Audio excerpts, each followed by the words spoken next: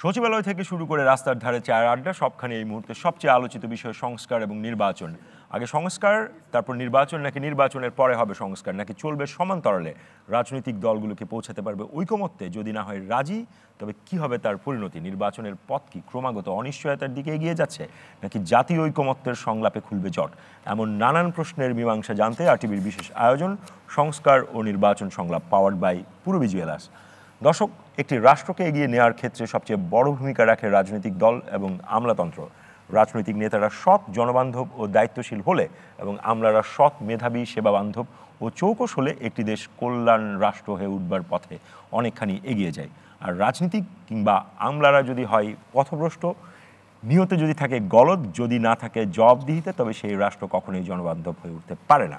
দীর্ঘদিন ধরে রাজনীতিকরণের ফলে বাংলাদেশের আমলাতন্ত্র পথ হারিয়েছে বলে মনে করছেন পর্যবেক্ষকদের অনেকেই। বিশেষ করে গেল ১.৫ দশকে সীমাহীন দলীয়করণের কারণে দেশের আমলাতন্ত্র ভেঙে পড়ার উপক্রম হয়েছে। এদিকে গণ অভ্যুত্থানে ক্ষমতাচ্যুত আওয়ামী লীগ সরকার দেশের সাধারণ মানুষ ও রাজনৈতিক প্রতিপক্ষকে দমন পীড়নে পুলিশ বাহিনীকে নগ্নভাবে ব্যবহার করেছে। যে প্রতিষ্ঠানের উপর দেশের আইন শৃঙ্খলা রক্ষা ও জনগণের নিরাপত্তা নিশ্চিতের দায়িত্ব ন্যস্ত, সেই প্রতিষ্ঠানই পরিণত হয়েছে জুলুমের হাতিয়ারে। বিচার বহির্ভূত হত্যা, গুম, ভোট জালিয়াতি, রাজনৈতিক কর্মসূচিতে বাধা, গায়েবী মামলা ইত্যাদি ভয়াবহ অপকর্মে লিপ্ত এই বাহিনী নির্বিচারে গুলিবর্ষণ ও হত্যাকাণ্ড ঘটিয়েছে ২৪-এর গণ অভ্যুত্থানে। ফলে জনগণের করের টাকায় পরিচালিত পুলিশ ও আমলাতন্ত্র সংস্কারের দাবি উঠেছে সবার আগে। সেই দাবি পূরণে অন্তর্বর্তী সরকার পুলিশ সংস্কার কমিশন ও জনপ্রশাসন সংস্কার কমিশনও গঠন করেছে। ইতিমধ্যে কমিশন সুপারিশসমূহ অন্তর্বর্তী সরকারের কাছে পেশও করেছে, কিন্তু বাস্তবায়ন শুরু হয়নি এখনও। এদিকে জুলাই আগস্ট হত্যাকাণ্ডকে ঘিরে লাগামহীন হয়ে উঠেছে মামলা বাণিজ্য। শেখ হাসিনা সহ হত্যাকাণ্ডে সরাসরি জড়িত এবং নির্দেশদাতাদের নাম মামলার শুরুতে রেখে বাণিজ্যের উদ্দেশ্যে শত শত নাম ঢোকানো হচ্ছে এক একটি মামলায়। বাদ যাচ্ছে না গণমাধ্যম কর্মী, নিরপরাধ ব্যক্তি, এমনকি গত ১৬ বছর ধরে নির্যাতনের শিকার হওয়া বিএনপি নেতাকর্মীরাও। অভিযোগ রয়েছে পুলিশ, আইনজীবী এবং পথভ্রষ্ট কিছু রাজনৈতিক নেতা কর্মী মিলে গড়ে তুলেছে মামলা বাণিজ্যের সিন্ডিকেট। এমন এক বাস্তবতায় দাঁড়িয়ে আজ আমাদের আলোচনার বিষয় পুলিশ ও প্রশাসনের সংস্কার, জনবান্ধব করার চ্যালেঞ্জ। আর এই বিষয়ে আলোচনার জন্য আজ আমাদের সঙ্গে আরটিভি স্টুডিওতে রয়েছেন সাবেক শিক্ষা প্রতিমন্ত্রী, ERI এর চেয়ারম্যান ডক্টর আ.ন.ম এহসানুল হক মিলন, রয়েছেন সাবেক সচিব আবু আলম মোহাম্মদ শহীদ খান, সাবেক সংসদ সদস্য ও জাতীয় পার্টির অতিরিক্ত মহাসচিব ব্যারিস্টার শামীম হায়দার পাটোয়ারি। আমাদের সঙ্গে আরও রয়েছেন কুষ্টিয়া ইসলামী বিশ্ববিদ্যালয়ের লোক প্রশাসন বিভাগের অধ্যাপক ডক্টর A.K. মতিনুর রহমান, গণ অধিকার পরিষদের মুখপাত্র ও সিনিয়র সহসভাপতি ফারুক হাসান এবং বাংলাদেশ হিউম্যান রাইটস ফাউন্ডেশনের চেয়ারপারসন ও সুপ্রিম কোর্টের অ্যাডভোকেট এলেনা খান। এছাড়াও দর্শক আমাদের সঙ্গে অনলাইনে যুক্ত আছেন বাংলাদেশ পুলিশের সাবেক মহাপরিদর্শক মোহাম্মদ নুরুল হুদা। এবং আপনাদের সকলের সাথেই পুরো অনুষ্ঠান জুড়ে আছে আমি সাইফুল হক। দর্শক, আমরা যেটি বলতে চাই সেটি হচ্ছে সংস্কার ও নির্বাচনের পক্ষে বিপক্ষে যদি আপনাদের মতামত থাকে, সেই মতামতগুলো আমাদের স্ক্রলে দেখানো যে নম্বর আছে সেখানে আপনারা ফোন করে আপনাদের মতামত দিতে পারেন। এছাড়াও এই অনুষ্ঠানটি একই সঙ্গে ফেসবুক এবং অন্যান্য সোশ্যাল মিডিয়া প্ল্যাটফর্মে সরাসরি সম্প্রচার হচ্ছে, সেখানেও আপনারা আপনাদের কমেন্টগুলো রাখতে পারেন। আমরা সরাসরি চলে যাচ্ছি আলোচনায় এবং অবশ্যই বলে রাখি আমরা আপনাদের ফোনের অপেক্ষায় এবং একই সাথে কমেন্টের অপেক্ষায় থাকলাম। শুরুটা করতে চাই, আমাদের সাথে আছেন সাবেক শিক্ষা প্রতিমন্ত্রী ও ERI এর চেয়ারম্যান ডক্টর আ.ন.ম এহসানুল হক মিলন। আপনাকে দিয়েই, আপনি হচ্ছেন আজকের অনুষ্ঠানের ওপেনিং ব্যাটসম্যান। আমরা একটা লম্বা ভূমিকা বলার চেষ্টা করলাম। তো প্রশ্নটি হচ্ছে যে সরকারের তরফ থেকে এই দুটো ক্ষেত্রে সংস্কার কমিশন করা হয়েছে। আমার হাতে প্রতিবেদনটিও আছে। পুলিশ সংস্কার কমিশনের 15 পাতার একটা সারসংক্ষেপ কমিশনের, সেটি তাদের ওয়েবসাইটেও দেওয়া হয়েছে। একেবারে সরাসরি প্রশ্ন, তারা 15টা খাত চিহ্নিত করেছে, কিন্তু যেই পুলিশের বিরুদ্ধে এত অভিযোগ যে রাজনীতিকরণ হয়েছে, পুলিশের ভেতরে পলিটিসাইজেশন হয়েছে গত 15 বছরে, সেইটার কোনো সুপারিশ এই 15টা যে ক্ষেত্র তার মধ্যে নাই। ভেরি ইন্টারেস্টিং, একটু যদি বলেন। ধন্যবাদ আপনাকে, ধন্যবাদ বিজ্ঞ আলোচকগণ এবং দর্শক শ্রোতা, আসসালামু আলাইকুম। হ্যাঁ, এটা বিশাল বিষয়। আমার মনে হয় সুপারিশগুলো দুইটা জনপ্রশাসন পুলিশের সুপারিশগুলো খতিয়ে দেখা উচিত ছিল আমার, আমি দেখতে পারিনি সময়ের অভাবে, তবু শুরু করছি।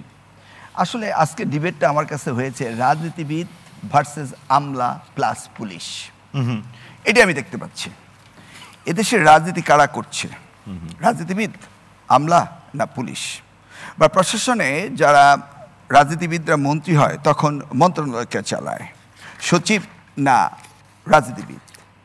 যদি মন্ত্রী অফিস চালাতো তাহলে মন্ত্রণালয় হতো, সচিবালয় হতো না। মানুষ দৌড়ে যায় সচিবালয়ে। মন্ত্রণালয় বলে মন্ত্রীদের জন্য কোনো আলোয় নেই, একটি কক্ষ থাকে, সেটাই মন্ত্রণালয় বলে, কিন্তু সচিবালয় যায়। এখান থেকে কিন্তু আমাদের এই আমলা ভার্সেস রাজনীতিবিদদের মধ্যে বৈষম্য শুরু হয়েছে। এই বৈষম্য অনাদিকাল ধরে চলছে। আমি যদি দেখি এই দেশের জনপ্রশাসন যারা গিয়েছে তারা এই সমাজের মেধাবী দক্ষ ছাত্রছাত্রীরাই গিয়েছে। তারা গিয়েছে দেশকে গড়ে তোলার জন্য। কিন্তু আমরা কি দেখতে পাই? আচ্ছা, আমরা যদি মনেই করি যে এই সচিবগণ, এই আমলারা তারা পৃথিবীর বহু দেশে গিয়েছে, ট্রেনিং করেছে, দেখেছে, তারা কি উন্নত বিশ্ব দেখেনি? দেখেই যদি থাকে তাহলে বাংলাদেশে এই অবস্থা কেন? অর্থাৎ আমি আইসিএস অফিসারের পরে সিএসপি দেন বিসিএস তিনটাকে নিয়ে বলছি। এটাও দেখেছি 1944 সাল পর্যন্ত ঢাকা বিশ্ববিদ্যালয়ে তারা সিএসপিতে টিকতে পারেনি, বা আগে আইসিএসে খুব কমই গিয়েছিল। যাই হোক, মেধাবীরে গিয়েছে। এই মেধাবীরের সব মেধা ও মননের সমন্বয়ে আমরা দেখেছি পরবর্তীকালে চাকরিতে আসলে তারা নিজেকে প্রতিষ্ঠিত করার জন্য, এবং আমি এটা বলতে আমার লজ্জাই লাগে, যদি আজকে দেখা যায় দুর্নীতিবাজ আমলাদেরকে শনাক্ত করা হবে, তাহলে বোধহয় প্রথম হবে রাজশাহী বিশ্ববিদ্যালয় নয়, ঢাকা বিশ্ববিদ্যালয়। কারণ ঢাকা বিশ্ববিদ্যালয়ে যত আমলা বেরিয়েছে, এবং এই আমলারা এই দেশকে কতটা না দুর্ভোগে নিপতিত করেছে সেই পরিসংখ্যান বলে লাভ নেই। কারণ আমি আগেই বলেছি, কিছুদিনের জন্য মন্ত্রী ছিলাম, দেখেছি আমলারাই মন্ত্রণালয় চালানোর চেষ্টা করে, এবং তাদের যে চেইন অফ কমান্ড রয়েছে তার বাইরে যাওয়ার কোনো সুযোগ সুবিধা নেই। যদিও আমি চ্যালেঞ্জ করতাম যে কোনো সচিবের গর্দানে দুইটি মাথা নেই, যদি মন্ত্রী সৎ হয় সচিব অসৎ হতে পারে। এটাও আমি প্রমাণ করেছি।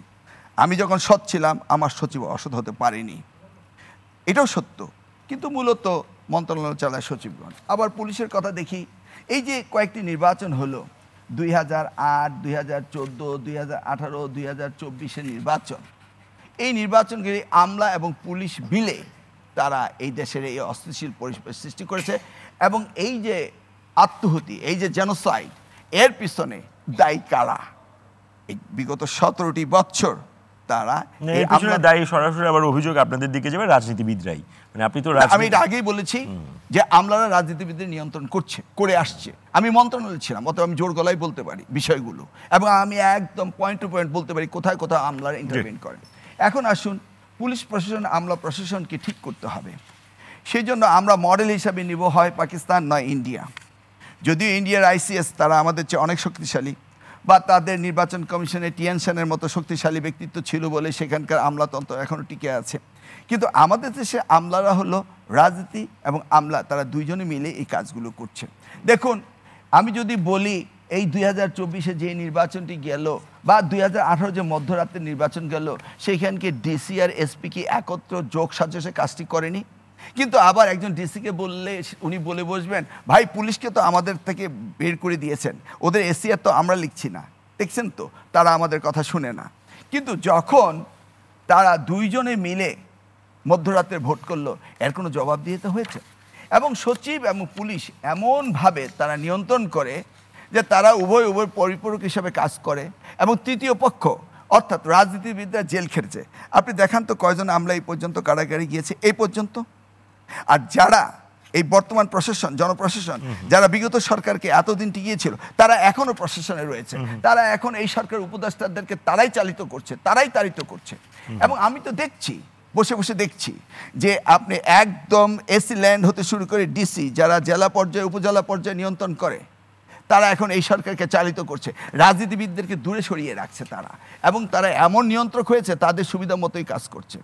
এখন আসুন পুলিশের কথা যদি বলি, বাংলাদেশের পুলিশের আপনি সুপারিশগুলোর কথা বললেন, সেখানে পুলিশ কারা হবে এই সুপারিশগুলো কি রয়েছে? নিশ্চয়ই পুলিশ কারা হবে সেটা তো, পুলিশ তো মানুষ থেকে পুলিশ হবে না। পুলিশ যে পরীক্ষা দিয়ে যে পুলিশ হবে সেই সুপারিশগুলো কিন্তু এখানে নেই।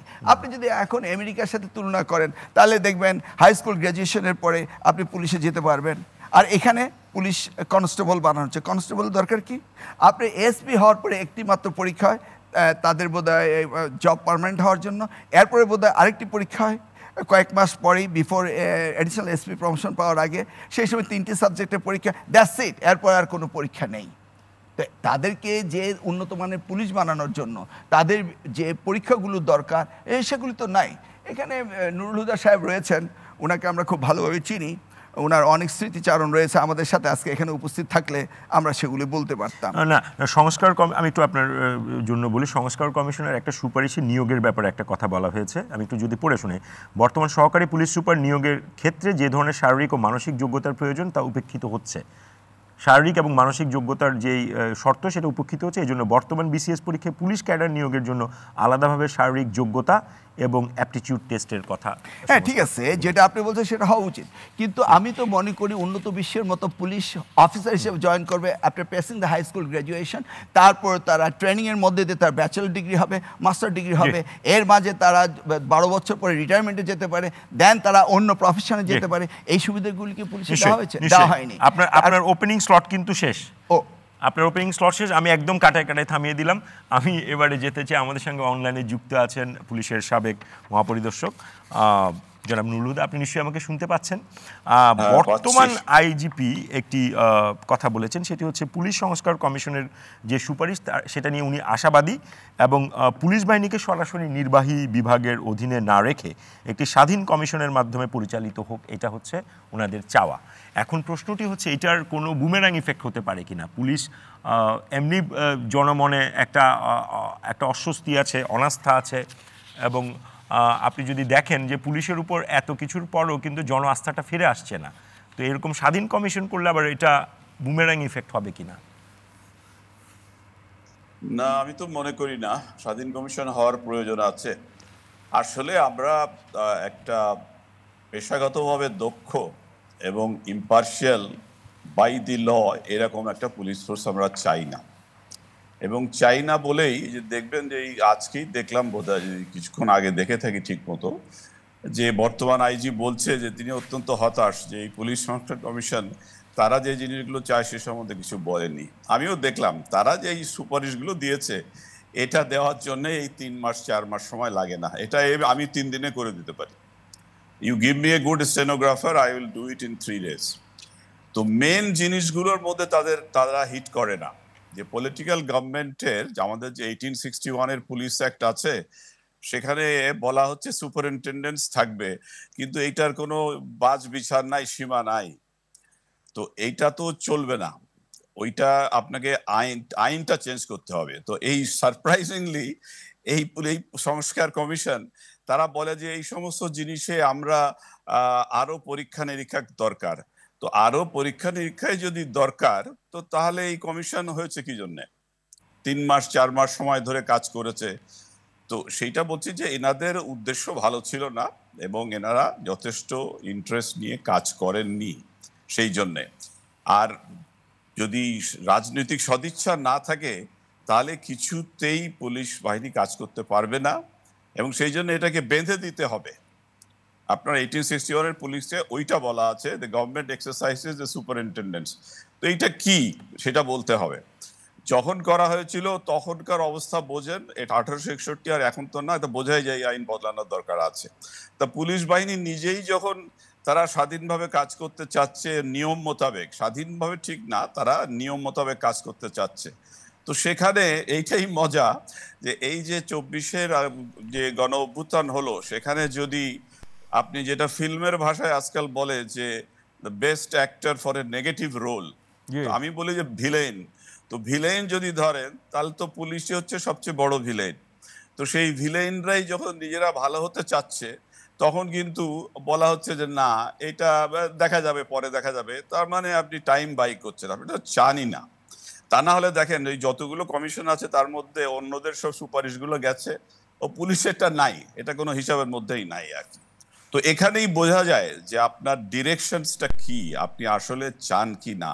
পুলিশ আসলে ভালো করে পেশাগত দক্ষতা অর্জন করলে বহু লোকের অসুবিধা হবে, সেই জন্যই হয় না। আমার সাজেশন হচ্ছে যে এইটা বাংলাদেশে, বিশেষ করে বাংলাদেশের পিকুলিয়ার সিচুয়েশনের জন্য, এখানে যেমন সশস্ত্র বাহিনীর ব্যাপারটা আর্ম ফোর্সেস ডিভিশনে একটা আছে প্রধানমন্ত্রীর অফিসে, ওই রকম এখানে একটা পুলিশ ডিভিশন দরকার, এটা প্রধানমন্ত্রীর অফিসে থাকবে। এবং এই যে স্বাধীন কমিশনের কথা, সেখানে বলা হচ্ছে যে এর কন্ট্রোলটা থাকবে কাদের কাছে, সেখানে কিন্তু শুধু সরকারের থাকবে না, অন্যদেরও থাকবে।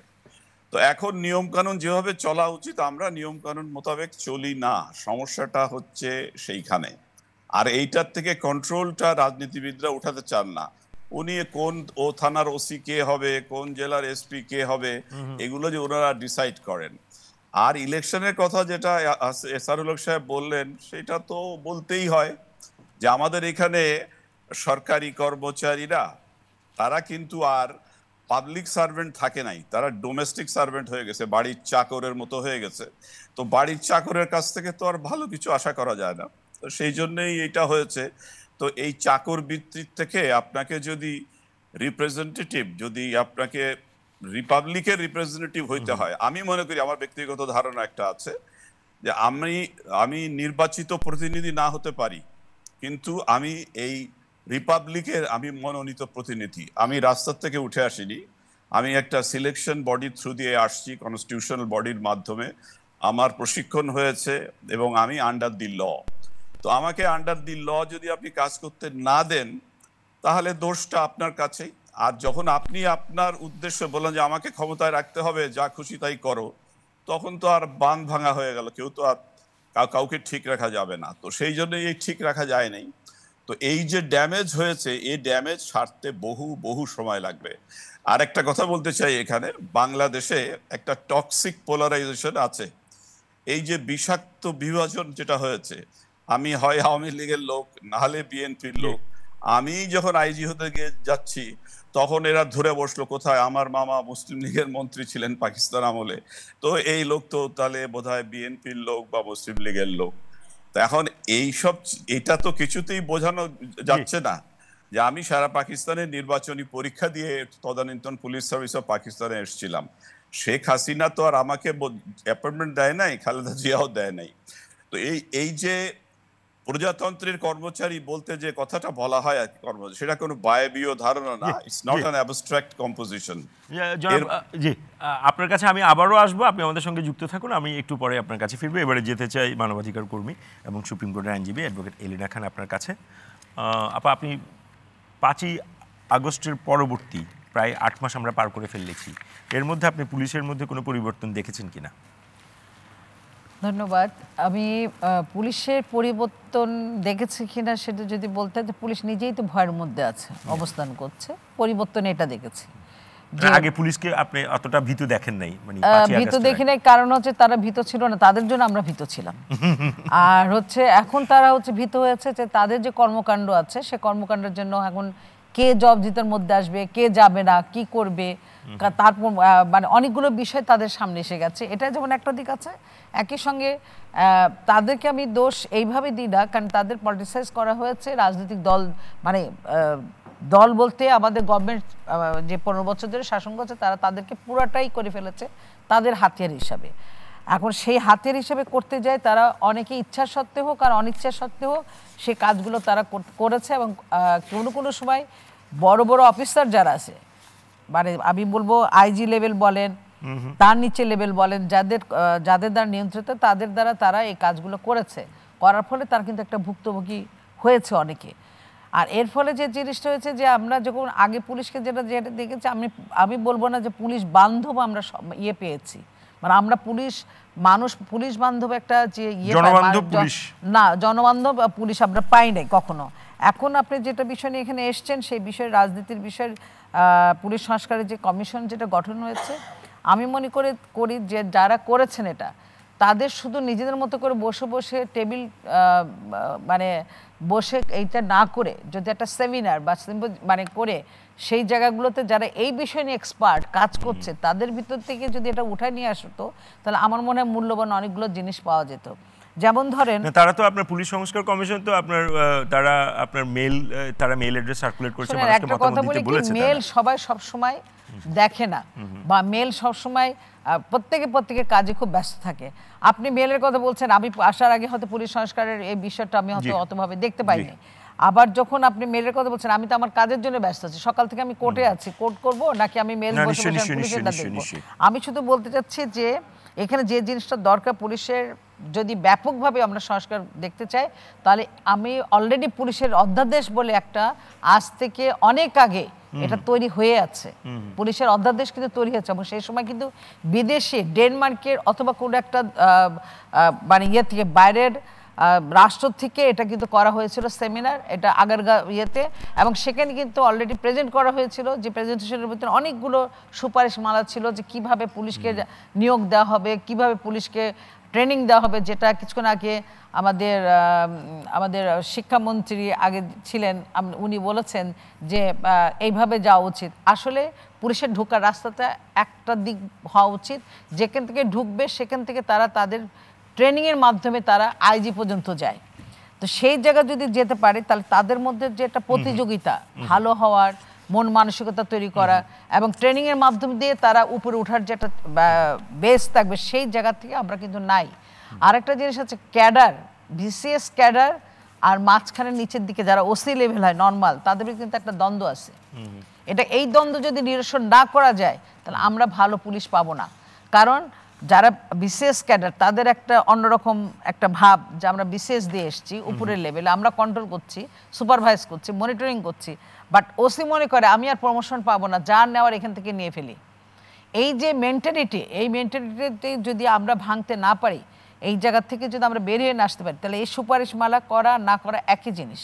এই জায়গা কিভাবে আমরা ব্যালেন্স করতে পারি এবং কিভাবে আমরা এন্ট্রি এবং কিভাবে ট্রেনিং হতে পারি, সব কিছু যদি আমরা যারা এক্সপার্ট তাদেরকে নিয়ে এসে যদি আমরা না করতে পারি, তাহলে আমার মনে হয় পুলিশ সংস্কার কমিশন যেটা হয়েছে, তারা আগের যে একটা অধ্যাদেশ করা হয়েছিল, মানে করতে চেয়েছিল পুলিশ অধ্যাদেশ নাম দিয়ে, যেটা পাস হয়নি, কোনো সরকারই করেনি। যে বিরোধী দল থাকে সে এসে বলছে আমরা গেলে করব, কিন্তু যখন সরকারি দল আসে তখন তারা আর করার সেটা করেনি, কারণ তাদের জন্য অসুবিধা। তা আমি মনে করি যে পুলিশ সংস্কার কমিশনের যে বিষয়গুলো আছে গুরুত্বপূর্ণ কতগুলো জায়গা আছে সেগুলো হাত দেওয়া উচিত, বিশেষ করে নিয়োগের ক্ষেত্রে। আর দুটো জায়গা বিশেষ ক্যাডার আর যদি নর্মাল যে এইটা যদি না করা হয় তাহলে কিন্তু অনেক বড় সমস্যা হবে। ফারুক হাসান, আমি একটু আপনার কাছ থেকে শুনতে চাই, তো একটি দলের মুখপাত্রের দায়িত্বে আছেন, আপনাদের দলও আজকেও সম্ভবত ঐকমত্য কমিশনের সাথে আপনারা বৈঠক করেছেন, সেখানে কি এই বিষয়টি আলোচনায় এসছে, এই জনপ্রশাসন আজকে মূলত আমাদের জাতীয় যদি না আসে তাহলে আমি পাল্টা অন্য একটা প্রশ্ন। না, আমাদের আজকে পুলিশ সংস্কার কমিশন নিয়ে আলোচনা হয় নাই। ওকে, ফাইন। তাহলে আপনারা আসলে এই পুলিশের মধ্যে পোস্ট জুলাই কোনো চেঞ্জ দেখছেন কিনা? আমাদের ওই আপা যেটি বললেন, আসলে আগে যেমনটি আমরা দেখেছি যে পুলিশকে দেখলে মানুষ ভয় পেত, আফটার 5 আগস্ট অর্থাৎ 5ই আগস্টের পরে তার উল্টোটা আমরা দেখতে পাচ্ছি। এখন মানুষকে দেখে পুলিশ ডিপার্টমেন্টের যারা রয়েছেন তারা ভয় পাচ্ছে। কিন্তু তাও তো ভালো খবর না, পুলিশ তো লাগবে একটা রাষ্ট্রে।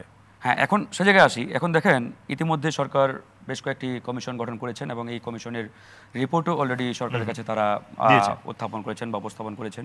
এখন কথা হচ্ছে যে কমিশনগুলো ইতিমধ্যে গঠন করা হয়েছে এটা আসলে কাদেরকে নিয়ে করা হয়েছে, কোন প্রক্রিয়ায় করা হয়েছে। যেমনটি আমরা পুলিশ বাহিনী নিয়ে ইতিমধ্যে আমাদের সাবেক একজন আইজির বক্তব্য আমরা শুনলাম যে আসলে পুলিশ ডিপার্টমেন্টকে এই মুহূর্তে বা পুলিশ বাহিনীকে এই মুহূর্তে আসলে জনগণের কাছে ভিলেন হিসাবে মানে অভিহিত করা হয়েছে, বা এটা অটোমেটিক্যালি হয়েছে বিগত 15-16 বছরে তাদের যে অ্যাক্টিভিটিস, তাদের যে কার্যক্রম, সেই কারণেই মূলত। এখন কথা হচ্ছে তারা ভিলেন থেকে হিরো হতে চায়, মানে ভালোর পথে আসতে চায়, বাট তারা এই ভিলেন থেকে হিরো হওয়ার পথে আসার যে ক্রাইটেরিয়া, প্রক্রিয়া বা ইত্যাদি যে বিষয়গুলো রয়েছে, এই বিষয়গুলো যেভাবে তারা আসলে চেয়েছিল এই কমিশনের কাছ থেকে, সেভাবে এই কমিশন কিন্তু আসলে সেই বিষয়গুলোকে অ্যাড্রেস করতে পারে নাই বা নিয়ে আসা নাই। কেন নিয়ে আসা নাই, কী কারণে আসলে এই বিষয়গুলো সামনে আনা হলো না বা কী কারণে উত্থাপন হলো না, এটা কিন্তু একটা মেজর ইস্যু। এখন কথা হচ্ছে তাহলে যাদেরকে নিয়ে এই কমিশনগুলো গঠন করা হয়েছে, বিশেষ করে পুলিশ সংস্কার কমিশন, তারা কি আসলেই এই পুলিশ বাহিনীকে রিফর্ম করার জন্য যথাযথ ব্যক্তি কিনা, that is the big question. এখন এরকম যদি একটা অবস্থা হয় তাহলে আমরা যে উদ্দেশ্য নিয়ে যে জুলাই আগস্টের যে স্পিরিট, এই স্পিরিটকে বাস্তবায়নের জন্য যে একটি মহৎ উদ্যোগ আমরা গ্রহণ করেছি, এটা কি আদৌ তাদের মাধ্যমে বাস্তবায়ন সম্ভব হবে? এটা তো একটা বড় কোয়েশ্চেন। এখন আমাদের মিলন ভাই খুব চমৎকারভাবে বলেছেন যে আসলে আমাদের প্রশাসন বলেন বা পুলিশ বলেন, যেটাই বলেন, আসলে দেশ চালায় কারা, রাজনীতি করে কারা, আসলে কি রাজনীতিটা রাজনীতিবিদদের হাতে আছে কি না, এটা তো একবারই পরিষ্কার। বিগত 15-16 বছর আমরা যদি অতীতে নাই যাই, এই বিগত 15-16 বছরের যে কার্যক্রম, যে অ্যাক্টিভিটিস, এগুলোকে একটু অ্যানালাইসিস করলেই তো ক্লিয়ার হয়ে যায় যে আসলে কার্যত পক্ষে মনে হয় যে রাজনীতিবিদরাই করে, কিন্তু আর আসলে বাস্তবতা হচ্ছে রাজনীতির নাটাই বলেন বা ঘাটাই বলেন, এটা তো আসলে আমলাতন্ত্রের হাতেই কুক্ষিগত। ধন্যবাদ। তারা যেভাবে চালাই, যেদিকে নাটাই ঘুরাই সেদিকে কিন্তু রাজনীতির মোড় ঘুরে। জি, তো এরকম অবস্থা চলতে থাকলে আদতে জনগণের সংস্কার হবে কাঙ্ক্ষিত বলে আপনি সংস্কার, মনে করছেন? এটা কোনোভাবে বাস্তবায়ন আমি আবারও ফিরবো, আবারও যেতে চাই ব্যারিস্টার শামীম হোসেন হায়দার পাটোয়ারি আপনার কাছে। এই সংস্কার কমিশনের রিপোর্টের প্রশিক্ষণ একটা অংশ আছে যেখানে 10টা সাজেশন আছে, তার শেষ সাজেশনটা একটু আমি পড়ে শোনাই।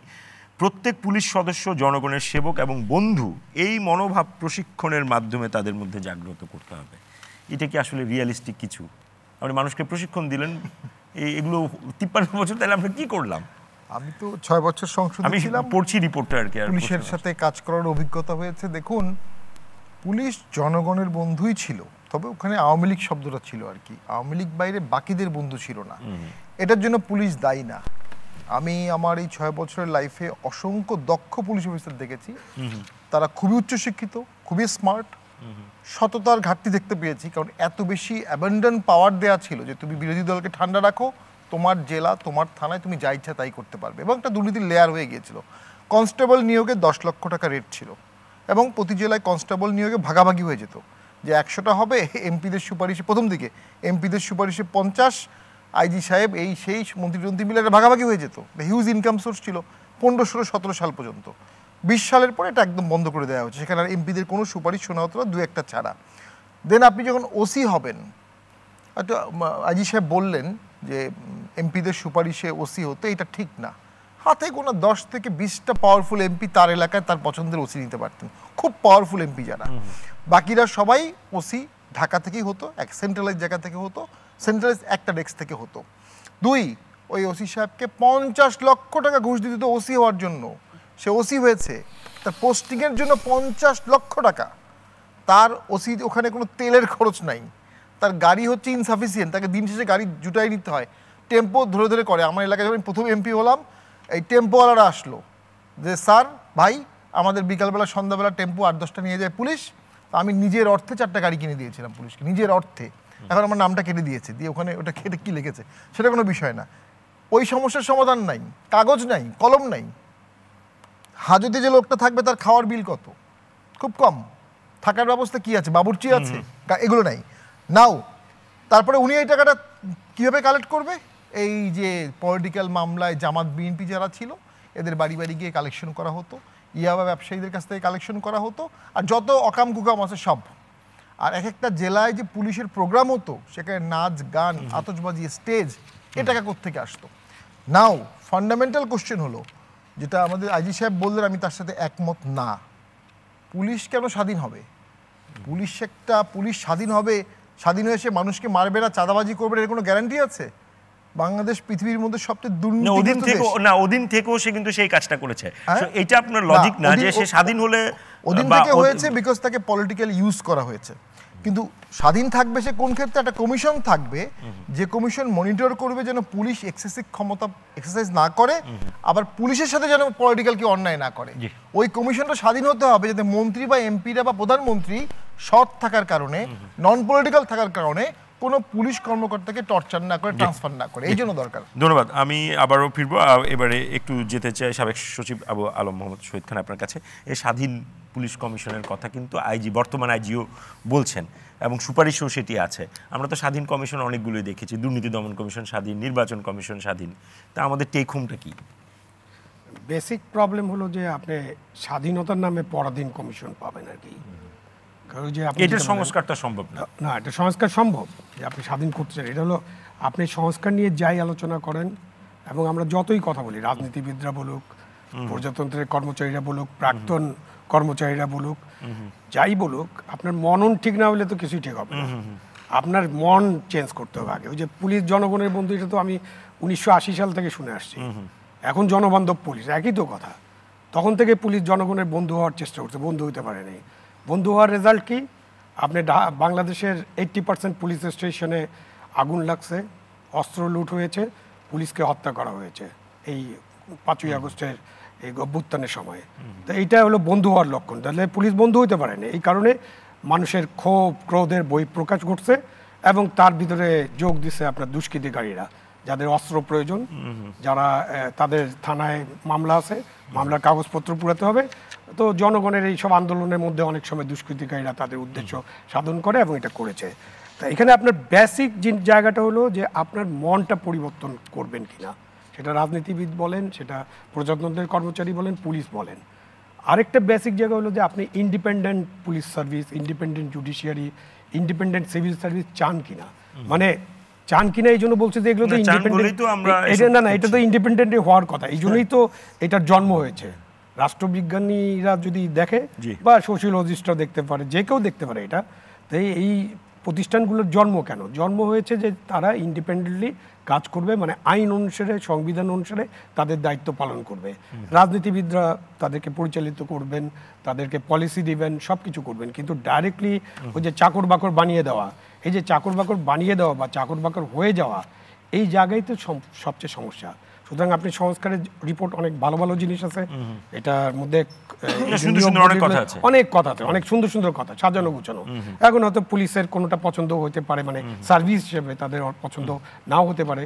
তো আপনি যদি কমিশন করেন, ঠিক আছে, একটা কমিশনের আন্ডারে পুলিশ বাহিনী কাজ করতে পারে, তাহলে ইন্ডিপেন্ডেন্ট অ্যাডমিনিস্ট্রেটিভ একটা কমিশনও করতে হবে, তার আন্ডারে কাজ করবে।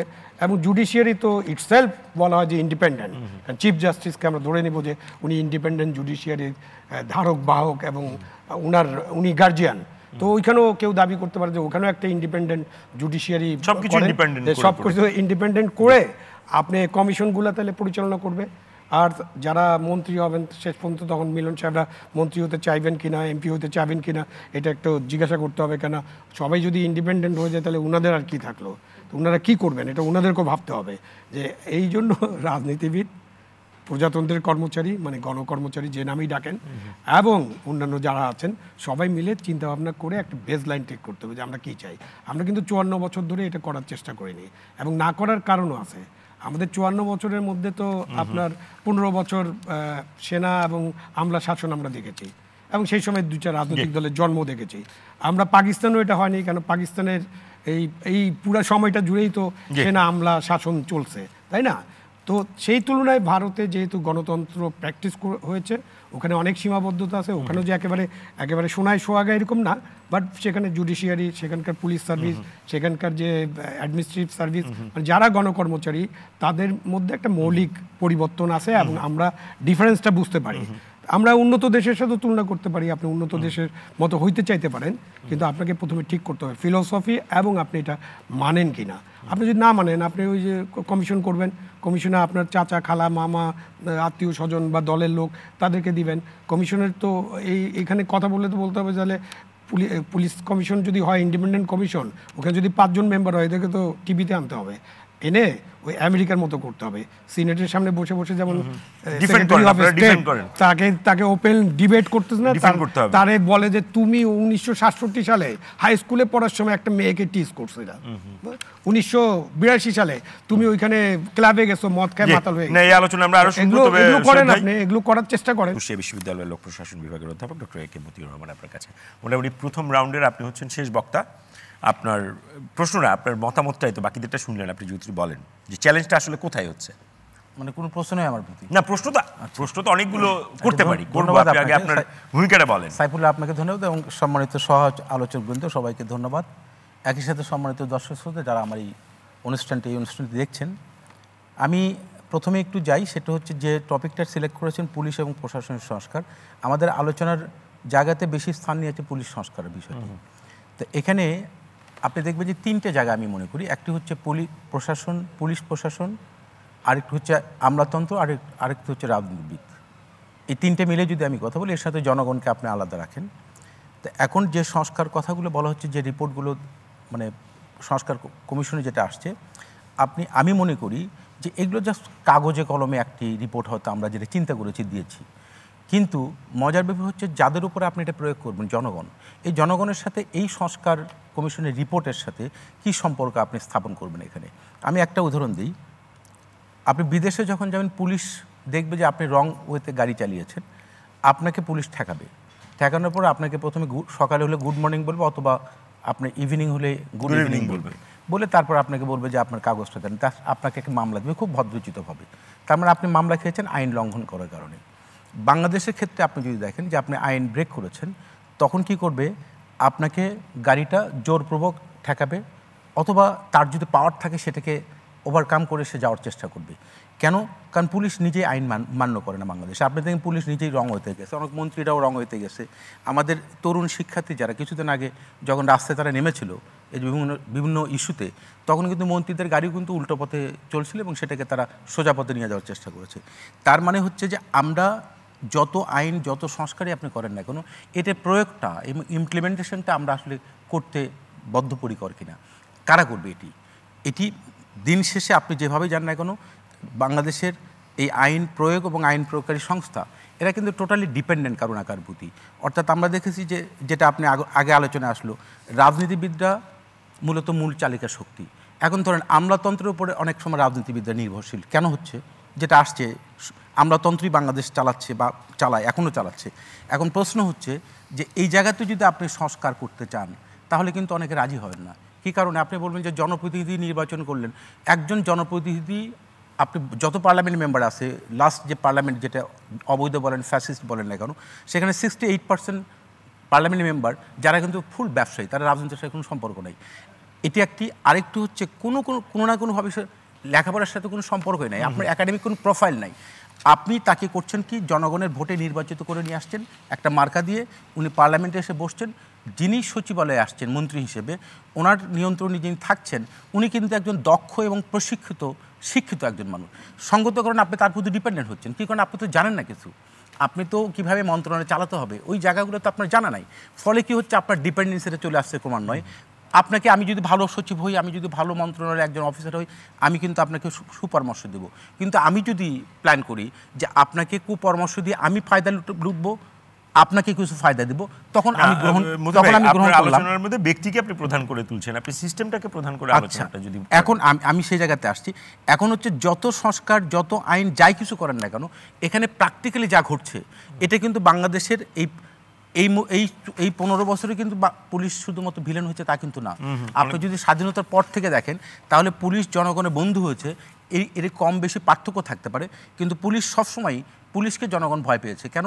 এর জন্মটাই হচ্ছে আগে রাজা বাদশাদের খাজনা আদায় করার পাহারাদার হিসেবে। আপনি যদি এর হিস্ট্রিটা দেখেন তাহলে তার মানে কি, রাজা বাদশার দুই পাশে দুইজন আপনার লাঠি নিয়ে দাঁড়িয়ে থাকছে।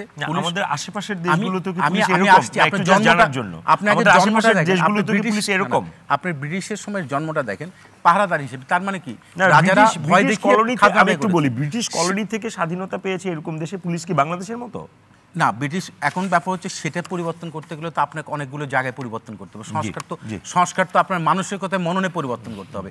আপনি যত ভালো আইনই করেন না কেন, যেটা স্বামী হাওয়াদা পাটোয়ারি সাহেব বললেন, যে আপনি একজন ওসিকে যদি 50 লক্ষ টাকা ঘুষ দিয়ে পোস্টিং নিতে হয়, ও তো নিঃসন্দেহে তার 4 গুণ টাকা তোলার চেষ্টা করবে। তার মানে আমি তো দিয়ে আসছি কাউকে না কাউকে, ওটা যখন আমি তোলার চেষ্টা করবো তখন তো আমি নিশ্চয়ই কোনো ক্রাইমের সাথে ইনভলভ হবো।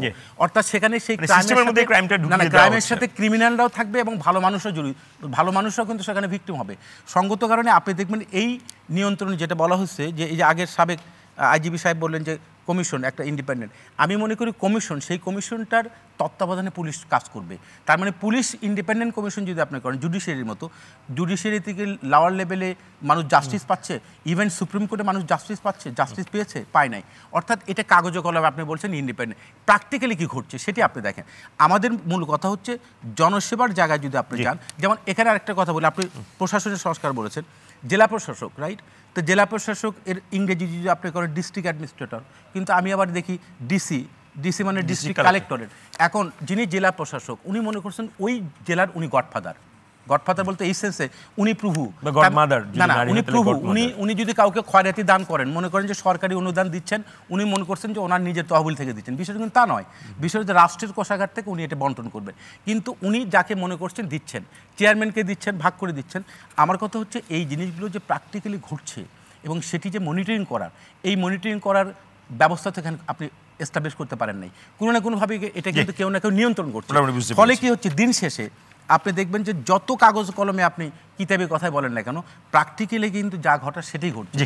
এখন হয়তো আপনি মনে করতে পারেন 5 তারিখের পরে মানুষের মধ্যে এক ধরনের আকাঙ্ক্ষা তৈরি হচ্ছে, কিন্তু সেই আকাঙ্ক্ষায় যদি আপনি এটাকে সংযোগ স্থাপন করতে যান, তাহলে দিন শেষে দেখবেন কিছুদিন ট্রমাটিক একটা সিচুয়েশন থাকবে, এটা যখন নরমাল একটা পর্যায়ে আসবে, ওই যে লাউ সেই কদুতে পরিণত হবে। যে লাউ কদুতে আপনাকে আমি একটু থামালাম, যে লাউ কদুতে আপনাকে আমি থামালাম।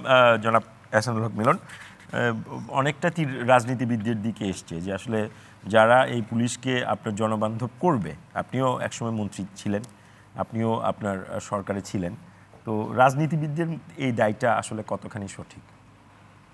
এই পার্টে আমি যেতে চাচ্ছি না, আপনাকে যেতে হবে, উত্তরটা দিবেন তো? আমি আসছি, উত্তরটা দেওয়ার আগে একটা ভূমিকা তো আসতে হবে। লেটস সে জুলাই 36 বিপ্লব হলো, এখানে সুপারিশ রয়েছে যে এই বিপ্লব বা এই জেনোসাইডের সময় পুলিশ বিহেভিয়ারের উপরে তাদেরকে কাঠগড়ায় দাঁড়া করানো হবে। কিন্তু আমি 2009 সাল থেকে যে পুলিশ অ্যাট্রসিটি, পুলিশের অত্যাচার, অনাচার, মিথ্যা মামলায় আমি যতদিন ভুগেছি, হঠাৎ করে অ্যানাউন্সমেন্ট করা হলো যে এই মামলাগুলো রাজনৈতিকভাবে বাদ দিয়ে দেওয়া হবে। আমি কিন্তু অ্যাপ্লিকেশন করি নাই। লেট মি এক্সপ্লেইন কেন করি নাই। কারণ এই মিথ্যা মামলাগুলো কোর্টে প্রমাণ হোক এটা মিথ্যা, তারপরে যে বাদী ছিল তার বিরুদ্ধে মামলা হবে 211-এ, তারপরে যে পুলিশ আয়ু ছিল তার বিরুদ্ধে ব্যবস্থা না হবে। এইটা ক্যাটাগরিক্যালি যদি ওই যে লয়ার রয়েছে, যদি আমরা সেইভাবে আমার প্রত্যেকটি মামলাকে আমি চ্যালেঞ্জ করতে পারি এবং এটা মিথ্যা প্রমাণিত হয়, তারপর যদি পুলিশের বিরুদ্ধে ব্যবস্থা না হয়, তাহলে পুলিশ ঠিক হবে। কী জন্য বলছি, আপনি উন্নত বিশ্বে গিয়ে দেখুন, পুলিশ কোনো মিথ্যা মামলা নেবে না। যেই অফিসার যেই মামলা নেবে সেই মামলায় অ্যারেস্ট এবং জুডিশিয়ারি জাজের সামনে গিয়ে সে প্রতিদ্বন্দ্বিতা করবে, সেই কন্টেস্ট করবে। যদি সেখানে এই পুলিশ মিথ্যা মামলা প্রমাণিত হয়, এই পুলিশের বিরুদ্ধে পানিশমেন্ট হবে। যেই লয়ার, লাইসেন্সধারী লয়ার সেই মিথ্যা মামলায় আসবে, তার বিরুদ্ধে পানিশমেন্ট হবে। You see the system. আপনাকে সিস্টেম ইন্ট্রোডিউস করতে হবে, পুলিশ বললে হবে না। সিস্টেম ইন্ট্রোডিউস করার না যাওয়ার ক্ষেত্রে এখানে তো বলা হলো যারা দেশ পরিচালনা করেছেন তাদের একটা দায় আছে, এই বিষয়টাতে আপনি আমি আসছি। এখন আসেন সুপারিশ করছে তারা সুপারিশ করছে জুলাই 36-এ যা হয়েছে সেটার বিচার হবে, তার আগে যা হয়েছে বিচার হয়নি। শহীদুল আলম সাহেব বললেন যে উন্নত বিশ্বে প্রিভিয়াসলি হয় 1991-এ ক্লিয়ারেন্স থমাস মার্শালকে বাদ দিয়ে ওনার পরবর্তী স্থলাভিষিক্ত হওয়ার কথা ছিল জাজ হিসাবে, অ্যাপয়েন্টমেন্ট দিয়েছিল বুশ সিনিয়র, কিন্তু তার একটা এলিগেশন আসলো যে সেক্সুয়ালি অ্যাবিউজ করেছে, তখন তাকে সেনেটে যেতে হয়েছে, সেখানে ভোটাভুটি হয়েছে। You see the procedure. আমাদেরকে প্রসিডিউরগুলিকে তৈরি করতে হবে, রাতারাতি সংস্কারের কথা বললেই হবে না, বুঝতে হবে আমরা কোন সংস্কার যাচ্ছি। পুলিশ রিক্রুটমেন্টগুলি কীভাবে হচ্ছে, আপনি এইভাবে কনস্টেবল রিক্রুটমেন্ট না করে ইন্টারমিডিয়েট পাস করার পরে তাদেরকে 2 বছরের ভিতরে ট্রেনিং দিয়ে তৈরি করেন, 12 বছর পর্যন্ত তারা পুলিশে থাকলো, রিটায়ারমেন্টে গেলে রিটায়ারমেন্ট অ্যানাউন্স করলো, 34 বছর তারা মনে করেন BBA পাস করে বা MBA পাস করে তারা অন্য কোম্পানিতে চলে গেল। আপনি দেখুন বাংলাদেশের প্রশাসনিক কর্মকর্তা সবাই হতে চায়, কি ভাইবা আসে কোথায় কোন দেশে শ্বেত হস্তি পাওয়া যায়, এই ভাইবার জন্য, এই বিসিএস জন্য মরণ যুদ্ধ করছে। বৈষম্য বিরোধী আন্দোলন হলো, আল্লাহর রহমতে আমি এখন বাইরে আছি তাদের আন্দোলনের সুবাদে, কিন্তু সবাই বিসিতে যেতে চাচ্ছে, কিন্তু অন্যান্য জায়গায় চাকরিতে যেতে চাচ্ছে না। কেন যেতে চাচ্ছে না, এই বিষয়ে কি কোনো রকম আলোচনা করা হয়? কাস্টমসে যেতে চায়, পুলিশে যেতে চায়, আলোচনা করা হবে কেন, এগুলো তো আপনি জানেন। এটা এমন না সুপারিশে তো এগুলি আসছে না, সুপারিশে আসতে হবে। আজ আপনার কথা বললেন পুলিশকে ভয় পায় জনগণ, এখন জনগণকে পুলিশ ভয় পায়, এটা কেন হবে? পুলিশকে কেউ পুলিশ হবে জনগণের বন্ধু, সেই জায়গায় রিকমেন্ডেশন আসতে হবে। আমাদের নুরুল হুদা সাহেব যে বললেন, সত্যি কথা বলেছেন। I had experience with him 2001, কিভাবে উনি পুলিশ নিয়ন্ত্রণ করেছিলেন, সেই জন্য ওনাকে মুসলিম লীগ বানিয়ে বাদ দেওয়া হলো। জনপ্রশাসনের লোকরা পুলিশের সচিব হবে, পুলিশের আইজিপি বড় না পুলিশের সচিব বড়? আপনি পুলিশের অর্গানোগ্রাম কি আপনি ইচ্ছা করে বলছেন। এখন আপনি আমাকে বলছেন জনপ্রতিনিধিত্ব রাজনীতিবিদরা করে, সেই অধ্যায় তো চুকে গিয়েছে। এই 17 বছর ফেসিবাদের রাজনীতি যেটা হয়েছে, সেখানে রাজনীতিবিদদের কোনো অস্তিত্ব নাই। আর আপনি যদি বলেন রাজনীতিবিদরাই করে, তাহলে এই ডিসি এসপি স্যার কি মধ্যরাতে নির্বাচন হতো? রাজনীতিবিদরা করতে পারেনি, করতে পেরেছে পুলিশ এবং জনপ্রশাসন। তাদের কোন জবাবদিহিতায় 2018 নির্বাচন, 2014 নির্বাচন, 2024 নির্বাচন, কোন জবাবদিহিতা আনা হয়েছে? এই সরকারকে প্রত্যেকটি জবাবদিহিতা আনতে হবে, তা না হলে আপনি কোনো পরিবর্তনই আশা করতে পারেন না। সেই জায়গায় রাজনীতিবিদদের দোষে কোনো লাভ নাই। জি, ধন্যবাদ। আমাদের সঙ্গে যুক্ত আছেন অনলাইনে পুলিশের সাবেক আইজিপি জনাব নুরুল হুদা। নুরুল হুদা, আপনি কি আমাকে শুনতে পাচ্ছেন? হ্যাঁ, শুনতে পাচ্ছি, বলেন।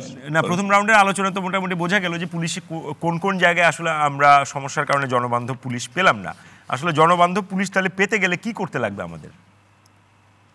একটা তো বললামই প্রথমে 1861 সালের আইনটা চেঞ্জ করতে হবে, এই যে সেখানে, আর তার সাথে আরো অনেকগুলো জিনিস আছে। যারা আলোচনা করছিলেন ভালোই আলোচনা করছিলেন। আমি তো দেখলাম অ্যাডভোকেট এনিলা খান যেটা বললেন, ওই যে অর্ডিন্যান্সের কথা উনি বলছেন, সেটা 2007-8 সালে, এর সাথে আমি জড়িত ছিলাম। তো সেইটা পাশ করে দেয়া হোক, তাহলেও দেখা যাবে অনেক কাজ হবে। সেটা এবারও বলা হয়েছিল, কিন্তু এই কমিশন এর ধারে কাছে যেতে চায় না। আর তারপর যেটা আবু আলম বলেন, ভালো কথা, যে মনন, হ্যাঁ মনন ঠিক না হলে তো সম্ভব না। এখন মেরিটকে আপনার অগ্রাধিকার দিতে হবে। এখন দেখেন, গণতন্ত্র তো মেজরিটি, সংখ্যাগরিষ্ঠের শাসন। সংখ্যাগরিষ্ঠ তো সি গ্রেড পায়, 3rd ডিভিশন পায় বেশিরভাগ লোক। তাহলে কি গণতন্ত্র 3rd ক্লাস লোকের শাসন? তা তো না। এই আপনার সোশ্যাল কন্ট্রাক্টটা থাকতে হবে যে আমি মেরিটকে প্রাধান্য দেব এবং যারা মেধাবী তাদের কথা শোনা। আমরা পাকিস্তান আমলে GW চৌধুরী সাহেবের লেখা ডেমোক্রেসি ইন পাকিস্তান পড়ে দেখছি। ওনার একটা অ্যানালিসিস ছিল যে ডেমোক্রেসি সাকসেসফুল হয় নাই পাকিস্তানে, তার একটা বড় কারণ ছিল যে পলিটিক্যাল ক্যালিবার সার্ভিস ক্যালিবারকে ম্যাচ করতে পারেনি। এখন সার্ভিস ক্যালিবারকে ম্যাচ করতে হবে, তা নাহলে উনি তো চালাবেন। আমাদের রুলস অফ বিজনেস যা আছে, মন্ত্রী তো প্রধান, তাকে সেই ক্যালিবারের হতে হবে। আপনি সেই ক্যালিবারের লোকজন আসতে হবে। তো সেই ক্যালিবারে এখন আপনি যদি বাড়ি ফরিদপুর হলে কিছু করা যাবে না, বাড়ি কোনো এক সময় বাড়ি বগুড়া হলে কিছু করা যাবে না। এই সমস্ত ট্রাইবালিজম থেকে বেরোতে না পারলে এইসব কথায় কোনো লাভ হবে না। আর পুলিশ স্বাধীন হতে চায় না, স্বাধীন কোনো জায়গায় বাঞ্ছনীয়, তাকে আন্ডার দি ল কাজ করতে হবে। কিন্তু তার কাজে যেন ইন্টারফিয়ারেন্স না হয়, তার একটা আইনি রক্ষা কবচটা দরকার, এইগুলো বলা হচ্ছে। আর নিয়োগ যে হবে, তো নিয়োগ হবে, আপনি ফ্রি করতে পারছেন না। কেন ফ্রি করতে পারছি না? যার জন্যে ওই যেটা এহসানুল হক সাহেব সাথে তো সে দেখা হয়েছিল 2001 সালে, তারপরে আর দেখা হয়নি। তো উনি তো ওনার এলাকায় বিরাট দক্ষ লোকের বা অন্যান্যদের যে ভোগান্তির মধ্যে পড়েছেন আর কি, তো উনি তো খুব ভালো করে জানেন। তো ওনাদের সাজেশনস গুলো নেওয়া হোক যে কি করে পুলিশ ঠিক রাখা যায়, এবং পুলিশের নিয়োগ, তার বদলি, তার পদায়ন, তার পদোন্নতি, এগুলো কি করে ঠিক করা যায়। তো আমি আপনাদের অনেকে আলোচনা করবেন আর কি। আমার তো এখন বয়স হয়ে গেছে, আমার ঘুমও আসছে। জি জি। তো আমি শেষ কথাটা বলতে চাই যে আমরা ওই স্কুলে থাকতে আমাদের একটা ছিল, একটা কবিতা ছিল, বিশপ অফ এক্সিটারের লেখা, গিভ আস গুড ম্যান। ও কবি মানে স্রষ্টার উদ্দেশ্যে আকুতি করছেন যে ঈশ্বর আমাদের ভালো লোক দাও, যাতে আমরা এই দুর্গতি থেকে উদ্ধার পাই। তো বাংলাদেশে আমাদের এই ঈশ্বরের কাছে আমাদের ওই প্রার্থনা করতে হবে যে ঈশ্বর, আল্লাহ, ভগবান যাই বলি, যে আমাদেরকে ভালো লোক দেন, এবং এই ভালো লোকরা যেন, তাদের ভালো লোকদের একটা উল্লেখযোগ্য সংখ্যক ভালো লোকরা যেন রাজনীতিতে আসেন।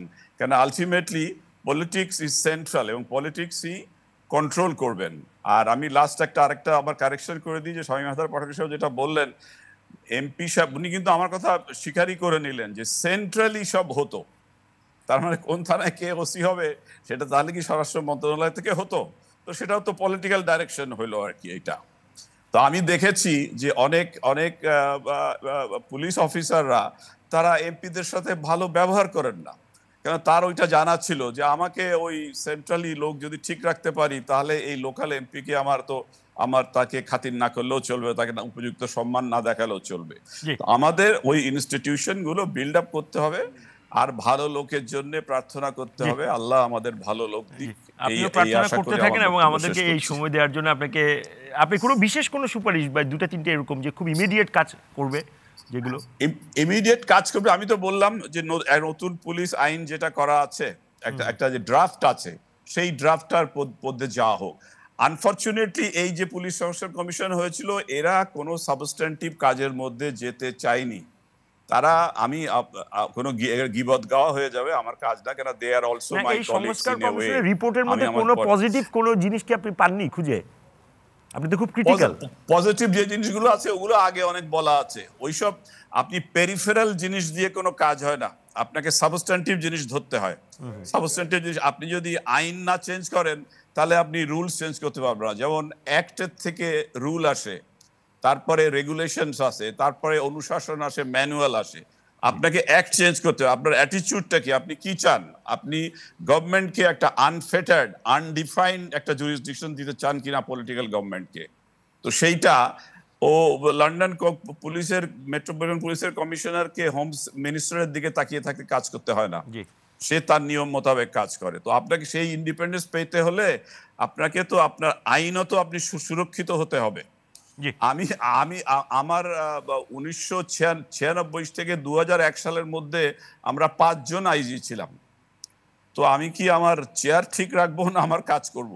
তো এই জন্য আমি বলছি যে আমার পজিশনটা স্ট্রং হইতে হবে, এবং আমি ওই যে বললাম যে পারস্পরিক শ্রদ্ধাবোধটা তখনই আসবে যে রাজনীতিবিদ যেমন তিনি দেশপ্রেমিক, যিনি সরকারি কর্মচারী, গণপ্রজাতন্ত্রী কর্মচারী, তিনিও দেশপ্রেমিক। এবং আমি কিন্তু আমার সময় বলার সুযোগ হয়েছে, আমি বলেছি সর্বোচ্চ পর্যায়ে যে আমি নির্বাচিত প্রতিনিধি না, কিন্তু আমি মনোনীত প্রতিনিধি, অতএব আমাকে আমার সম্মানটা দিতে হবে। তো সেই সম্মানগুলো পেতে হলে আপনাকে আইন কানুনগুলো ঠিক করতে হবে আর কি, জিনিসগুলো। আচ্ছা, জি, সেইটাই বলছি। আর পুলিশকে যারা কন্ট্রোল করেন, এই ধরেন যে রিমান্ডের কথাবার্তা হয়, তো রিমান্ড তো পুলিশ দেয় না। 167 এর রিমান্ডটা কে দেয়? Why doesn't he or she apply his or her mind remand দেওয়ার সময়? জি, আপনাকে অসংখ্য ধন্যবাদ আমাদের সঙ্গে যুক্ত হওয়ার জন্য। জি, আপনাকে অনেক ধন্যবাদ। একসময় দেখা হবে। জি জি, এবারে একটু অ্যাডভোকেট এলডেন খান আপনার কাছে যেতে চাই। মোটামুটি পুলিশের সাবেক আইজিপি অনেক কথাই বললেন যে আসলে অ্যাক্টের মধ্যে হাত দিতে হবে, আপনি এই পেরিফেরাল জায়গায় হাত দিয়ে লাভ নেই। আমি অবশ্যই একমত যে উনি যেটা বলেছেন সেটা কিছু কিছু জায়গাতে অবশ্যই অনেক চেঞ্জ দরকার আছে। আমরা যে লটাকে মানে করে আসছি, চর্চা করে আসছি, সে চর্চাটার মধ্যে বেশিরভাগই হচ্ছে, আপনি জানেন যে যেমন 54 আগে খুব বেশি ইউজ করা হতো, সেটা হচ্ছে হাইকোর্ট থেকে। আমরা কিন্তু পার্লামেন্টের কোনো লয়ের চেঞ্জ অতখানি দেখি না, যা না কোর্টের থেকে হয়েছে। ম্যাক্সিমাম যা হয়েছে কোর্টের থেকে। পুলিশের উপর 54 ধরার ব্যাপারে অনেকগুলো বিষয় বলা আছে যে এইভাবে ধরা যায়। আগে যেমন যথা ইচ্ছা তথাভাবে ধরে যেভাবে সেই ব্যবসা বাণিজ্য করতো পুলিশ, মানে 54 ছিল ওদের একটা বাণিজ্যিক হাতিয়ার। এখন সেখান থেকে আবার চলে গেছে আর এক লতে, এখন সিএমপি, ডিএমপি, এইভাবে এখন সেই লগুলোকে ব্যবহার করা হচ্ছে। আমি মনে করি যে আইনের বিষয়টা অবশ্যই চিন্তা করার একটা জায়গা আছে। আপনি ট্রেনিং সেন্টার যেটা আছে, আপনি দেখেন সারদা একটা ট্রেনিং সেন্টার আছে, মহেরা ওই টাঙ্গাইলের দিকে যেতে পড়ে, সেখানে একটা বড় ট্রেনিং সেন্টার আছে। সেখানে কিন্তু হিউম্যান রাইটসটা ওইভাবে কিন্তু ওইভাবে ইন্ট্রোডিউস করা হয় না। আমি গিয়েছি সারদাতে, আমি গিয়েছি, তো ওইভাবে মানে একটা পড়ার দরকার, কয়েকটা চটি লাইন ওরকম বলা আছে, কিন্তু কিভাবে এই হিউম্যান রাইটসটা কিভাবে আসবে, কি করতে হবে, মানে কোন কোন জায়গাগুলোকে তাদের হিউম্যান রাইটস দেওয়াই আছে লতে, কিন্তু তুমি কিভাবে ভায়োলেশন করছো, কি করছো, সেই জিনিসগুলো সেভাবে তাদের অ্যাড্রেস করা হয় না। চোর ডাকাত কিভাবে ধরা হবে সেটার উপরে বেশি তারা এমফাসাইজ দিয়ে থাকে। আরেকটা জিনিস হচ্ছে, আপনাকে বলি, তারা সিআরপিসিকে ফলো করতে চায় না। তাদের বক্তব্য হলো আমাদের পিআরবি যে আছে আমরা সেটা দিকে দেখব, কিন্তু সিআরপিসি যে পুরো আইনের একটা ধারা গতিশীল হয়ে যাবে, ওটা হচ্ছে তাদের পুলিশ রেগুলেশন অ্যাক্ট হচ্ছে কীভাবে তারা যাবে, তাদের একদম প্রথম থেকে তাদের মনোগ্রাম থেকে শুরু করে সব কিছু বলা আছে ওখানে। এই যে ডিফারেন্সটা, এটাও কিন্তু ওই ট্রেনিংয়ের মধ্যে নিয়ে আসতে হবে। তাদের বুঝাইতে হবে যে ফৌজদারি কার্যবিধিটা এবং আপনার এই পুলিশ রেগুলেশন অ্যাক্ট, এই দুটাকে মার্চ করে তাদেরকে পড়াশোনা করতে হবে। যে এই জায়গাগুলোর থেকে আমরা দেখেছি যে তারা সেভাবে আসে না। আর একটা কথা যে হুদা সাহেব যেটা বললেন, পুলিশ আসলে তখনই ভালো হবে। আমি আবার সবাই বলেছে, আমিও বলছি যে এন্ট্রি পয়েন্টে যদি টাকাটা তাকে না দিতে হয়, পরীক্ষা দিয়ে সততার সাথে যদি সে ঢোকার পরে যে জিনিসটা হবে যে তাদের মনিটরিং একটা সিস্টেম এবং জবাবদিহিতার যদি একটা আমি বলবো যে ন্যায়পাল বলি, আমরা যেটা বলতে চাচ্ছি যে স্বাধীন কমিশন না বলে স্বাধীন কমিশনই বলেন বা যাই বলেন, একটা ন্যায়পাল থাকবে যেখানে অমসমেন্ট যে হবে সে পুরাটাই করবে। এই ন্যায়পাল যদি থাকে, তা এটা কিন্তু আমাদের যেটা আমি বলছি 2007-08 সালের কিন্তু একটা বড় একটা ভালো অনেক সবাইকে নিয়ে, কিন্তু ওই সাথে আমিও যুক্ত ছিলাম, উনিও ছিলেন, অনেক বড় পুলিশদের লোক ছিল, অনেক এনজিও সেক্টর ছিল, রাজনীতিবিদ ছিল, তাদের মতামতের ভিত্তি করে ওটা হয়েছিল এবং সেটা একটা কংক্রিট একটা ভালো একটা ছিল। হয়তো এখন সেটা মডিফাই করে তারা নিতে পারত, ওটা কিন্তু আছে এখন পর্যন্ত, স্বরাষ্ট্র মন্ত্রণালয়ে আছে। তো সেই জায়গা থেকে কিন্তু এই জিনিসগুলো না আসলে আপনার নিশ্চয়ই। আইনের যে ব্যাখ্যাগুলো আমরা বলছি সেটা পুলিশ কিন্তু তাদের ওইটাকে নিয়ে যায় না। আর আপনার আরেকটা কথা বলি যে আমি কিছুদিন আগে পত্রিকা দেখছিলাম যে একটা ভদ্রলোক মানে পুলিশের একজন কনস্টেবল উনি হেসে হেসে সবার সাথে কথা বলে উনি করছেন মানে ট্রাফিক কন্ট্রোল করছেন।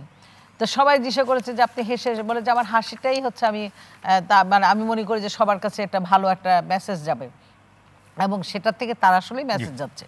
আসলে পুলিশের বিহেভিয়ারটা যদি সুন্দর হয়, আপনি থানায় যদি যান এখনই এই মুহূর্তে যদি আমরা এই গ্রুপটাই পুরো একটা থানা ভিজিট করি জাস্ট ইনস্ট্যান্টলি চেহারা অন্যরকম দেখবেন। যতই বলেন না কেন, যতই আমরা গান গাই না কেন যে একটা করলে এটা হবে, ওটা করলে ওটা হবে, আমাদের সিসি ক্যামেরা লাগানো আছে, ওখানে কোনো ঘুষ হয় না। আপনার সিসি ক্যামেরা লাগাচ্ছে ওই যে যেখানে ডেস্ক আছে, আপনার কোনার দিকে যে রাস্তা আছে ওখানে কোনো সিসি ক্যামেরা নাই, যেখানে সেই জায়গাগুলো থেকে আপনি কিভাবে বের হয়ে আসবেন সেই পদ্ধতি যদি কমিশনে না থাকে, এই যে সুপারিশের যদি না থাকে, তাহলে পরে আপনার শুধুমাত্র একটা ওই আবার সেই লিখিত একটা বই হবে আর কিছু হবে না। সেটা নিয়ে আমি একটু ব্যারিস্টার শামীম হায়দার পাটোয়ারি আপনার কাছে আসতে চাই যে নতুন আইন নীতিমালা প্রণয়ন করে অনেক ক্ষেত্রে দেখা গেছে আসলে এগুলো ওই প্রশাসনিক বলেন বা পুলিশের আসলে যেই সেবা দেওয়ার যেই জায়গা সেটাকে আসলে নিরসন করা যায় না। এই ঘাটতিটা কেন হয়? আমি অ্যাক্ট করলাম, আমি পলিসি করলাম, প্রবিধান করলাম, তাতেও তো সমস্যার সমাধান আমরা কিরকম দেখেছি যে এই আইন করার ফলে দেশে এই পজিটিভ আউটকাম এসছে, এরকম হয়েছে না? খুব কম, কিন্তু আইন না থাকলে তোর আউটকাম আসবে না। ডেফিনেটলি। প্রথম জিনিসটা হচ্ছে পলিটিক্যাল এডুকেশন। আমি আজি সাহেবের সাথে একমত, আলটিমেটলি রেসপন্সিবিলিটি পলিটিশিয়ানদেরই আসবে। হয়তোবা সেটা কি পলিটিশিয়ান 2-4 জন করেছে, বাট করেছে পলিটিশিয়ানরাই করেছে। ওনার আরেকটা মতের সাথে আমি একমত না, পলিটিশিয়ানদের শিক্ষাগত যোগ্যতার দিকে উনি অনেক বেশি এমফাসাইজ দিয়েছে। আমি আমার অভিজ্ঞতায় দেখেছি অনেক কম ডিগ্রিধারী লোক অসাধারণ পলিটিশিয়ান হয়েছে, আমলাদেরকে চালিয়েছে বাস্তব অভিজ্ঞতার ভিত্তিতে। কারণ একটা লোক যখন 10 বছর 12 বছর রাজনীতি করে, স্ট্যান্ডিং কমিটিতে বসে, তখন তার অনেক কিছু জানা হয়ে যায়।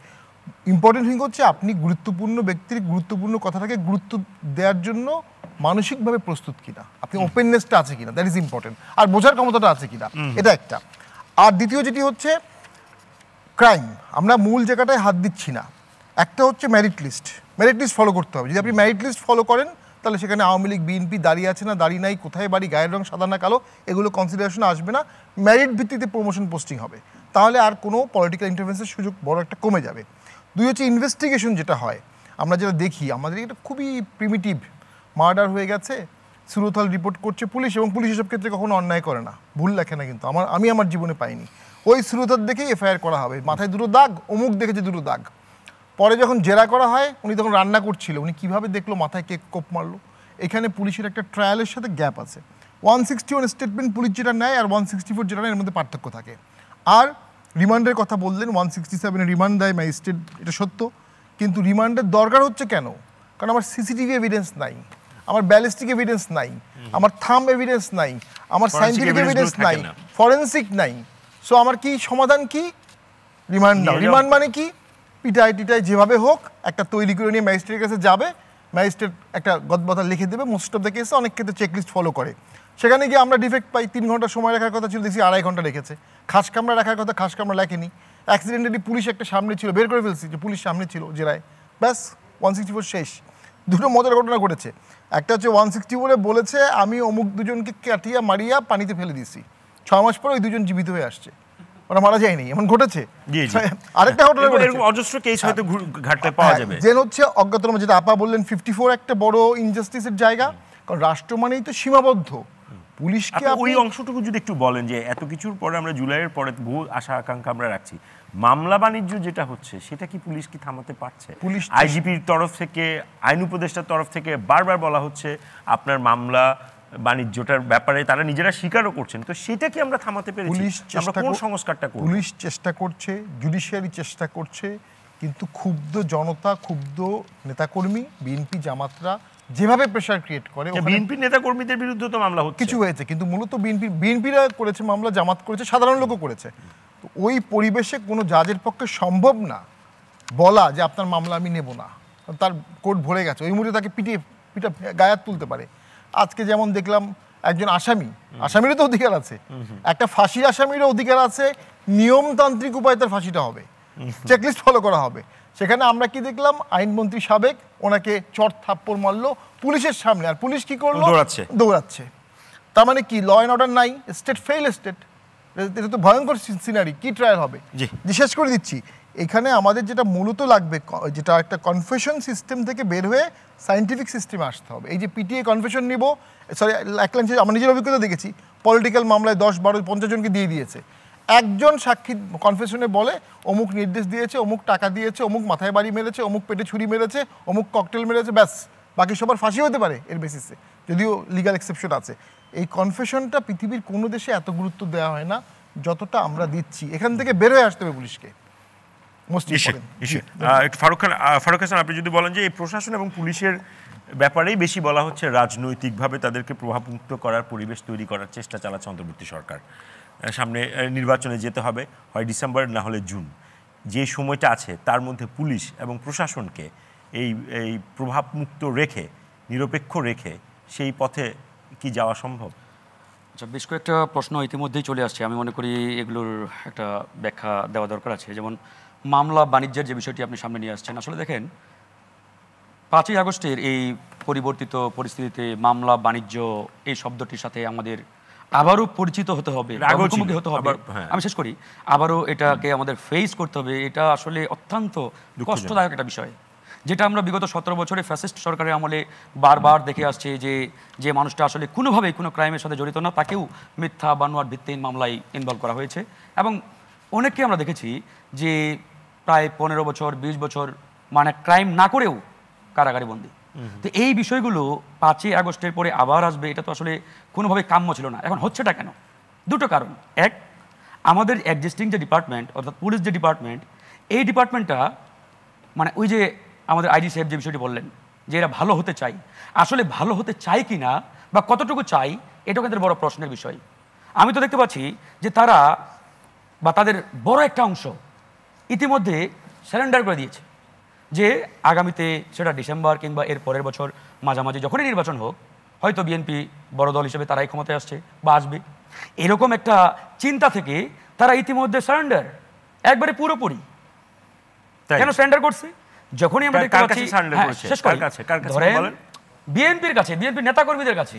এখন ধরেন আমরা যে সিস্টেমটা ইনস্টল করি, আসলে এই সিস্টেমটাকে আমরা এক্সিকিউট করার জন্য কতটুকু মানসিক এবং মানে অন্যান্য অ্যাঙ্গেল থেকে প্রস্তুত। যেমন ধরেন আমি একটা গাড়ি নিয়ে যখন ক্যান্টনমেন্টে যাই, ওখানে কিন্তু কোনো ওই ট্রাফিক পুলিশের প্রয়োজন হয় না, সিগন্যাল দেখে আমি গাড়ি অটোমেটিক্যালি ব্রেক করে দিই। ঠিক একই ব্যক্তি, আমি একই গাড়ি, সেই গাড়ি নিয়ে যখন আমি গুলিস্তানে যাই, তখন কিন্তু আমি ওই ট্রাফিক পুলিশকেও দেখি না, ওই সিগন্যাল বাতিও ফলো করি না, আমি কিন্তু আমার মতো যা ইচ্ছে তাই একবারে। এখন কথা হচ্ছে এখানে তাহলে আসলে মানে আমাদের এই সিস্টেমটাকে এক্সিকিউট করার জন্য মানে কোন অ্যাঙ্গেল থেকে আমরা কাজটা করব? জি মোটামুটি বুঝতে পেরেছি। আমি আবার একটু সত্যিকার অর্থে সঠিক ওয়েতে মানে ইনস্টল হয়েছে কিনা। জি, আমি আবারও আসবো আপনার কাছে, আবারও যেতে চাই সাবেক সচিব আবু আলম মোহাম্মদ শহীদ খান আপনার কাছে। পুলিশের আলোচনা তো অনেকখানিই করলাম, একটু প্রশাসনের আলোচনাটাও আসতে চাই। সেটি হচ্ছে এই আমাদের গত 3টি নির্বাচনে যে ব্যাপক প্রশ্ন উঠেছে, সেখানে দুটো অ্যাক্টর পাওয়া গেছে, মানে সাবেক আইজিপির ভাষায় দুজন ভিলেনকে আইডেন্টিফাই করা গেছে। একটা হচ্ছে পুলিশ আর একটা হচ্ছে অ্যাডমিনিস্ট্রেশন। আপনি দীর্ঘদিন অ্যাডমিনিস্ট্রেশনে ছিলেন, এই আসলে ঘটনাগুলো তো ঘটেছে, নিশ্চয়ই ঘটেছে। এই ঘটনাগুলো রোধ করার আসলে উপায় কি, মানে প্রশাসনের জায়গাটার মধ্যে? কারণ নির্বাচন, আপনি আমার একশোতে বলেছেন নির্বাচন আসলে পরিচালনা করে ডিসি। মনে হয় এই যে ব্ল্যাঙ্কেট ধারণাটা ভুল। অ্যাক্টর আসলে প্রশাসন বা পুলিশ না, অ্যাক্টর হলো রাজনীতিবিদরা। মানে ওনারা কি চান, ওনারা জিততে চান। ওনাদের বিদ্রোহী প্রার্থী ছিল না, কোথাও কোথাও বিদ্রোহী প্রার্থী। মানে এরকম ঘটনা আপনার জীবনে ঘটেছে? আমি তো বলতে পারেন, আমরা তো ইলেকশনের মধ্য দিয়েই আপনি বড় কর্মজীবন শেষ করেছেন। সুতরাং অ্যাক্টর হলো যে যারা নির্বাচন করেন, তারা হলো প্রধান অ্যাক্টর। নির্বাচন কমিশন একটা আছে এবং তাদের মাধ্যমে সে 12 লক্ষ গণকর্মচারী ধরেন, আপনি 12 লক্ষ গণকর্মচারী, আপনার ডিসি, আপনার বাংলাদেশের ডিসি আপনার জনপ্রতিনিধির কথা শুনলো না, তাহলে কি হবে? এরকম কি কোনো ঘটনা? কোন জনপ্রতিনিধির কথা শুনবে না? এরকম ডিসি বাংলাদেশে নাই। না এরকম ডিসি থাকার তো কোনো কারণ নেই। জনপ্রতিনিধির কথা না শুনলে, এখন তো ছাত্রদের কথা না শুনলে আপনার কল্লা চলে যাবে। সুতরাং আপনি কোন দেশে বসবাস করছেন প্র্যাকটিক্যালি চিন্তা করেন, তাই না? আপনি বিভিন্ন জায়গায় যে আমরা আগস্টের গণ অভ্যুত্থানের, এত বড় গণ অভ্যুত্থানের পরে উনি যেটা বললেন যে উনি এটা দেখতে চান নাই, দেখতে চানলেই বললে তো হবে না। উনার আপনিও বলেছেন আইজিপি বলে যে এইসব মিথ্যা মামলা নেওয়া যাবে না, আমরা কিছু করব না।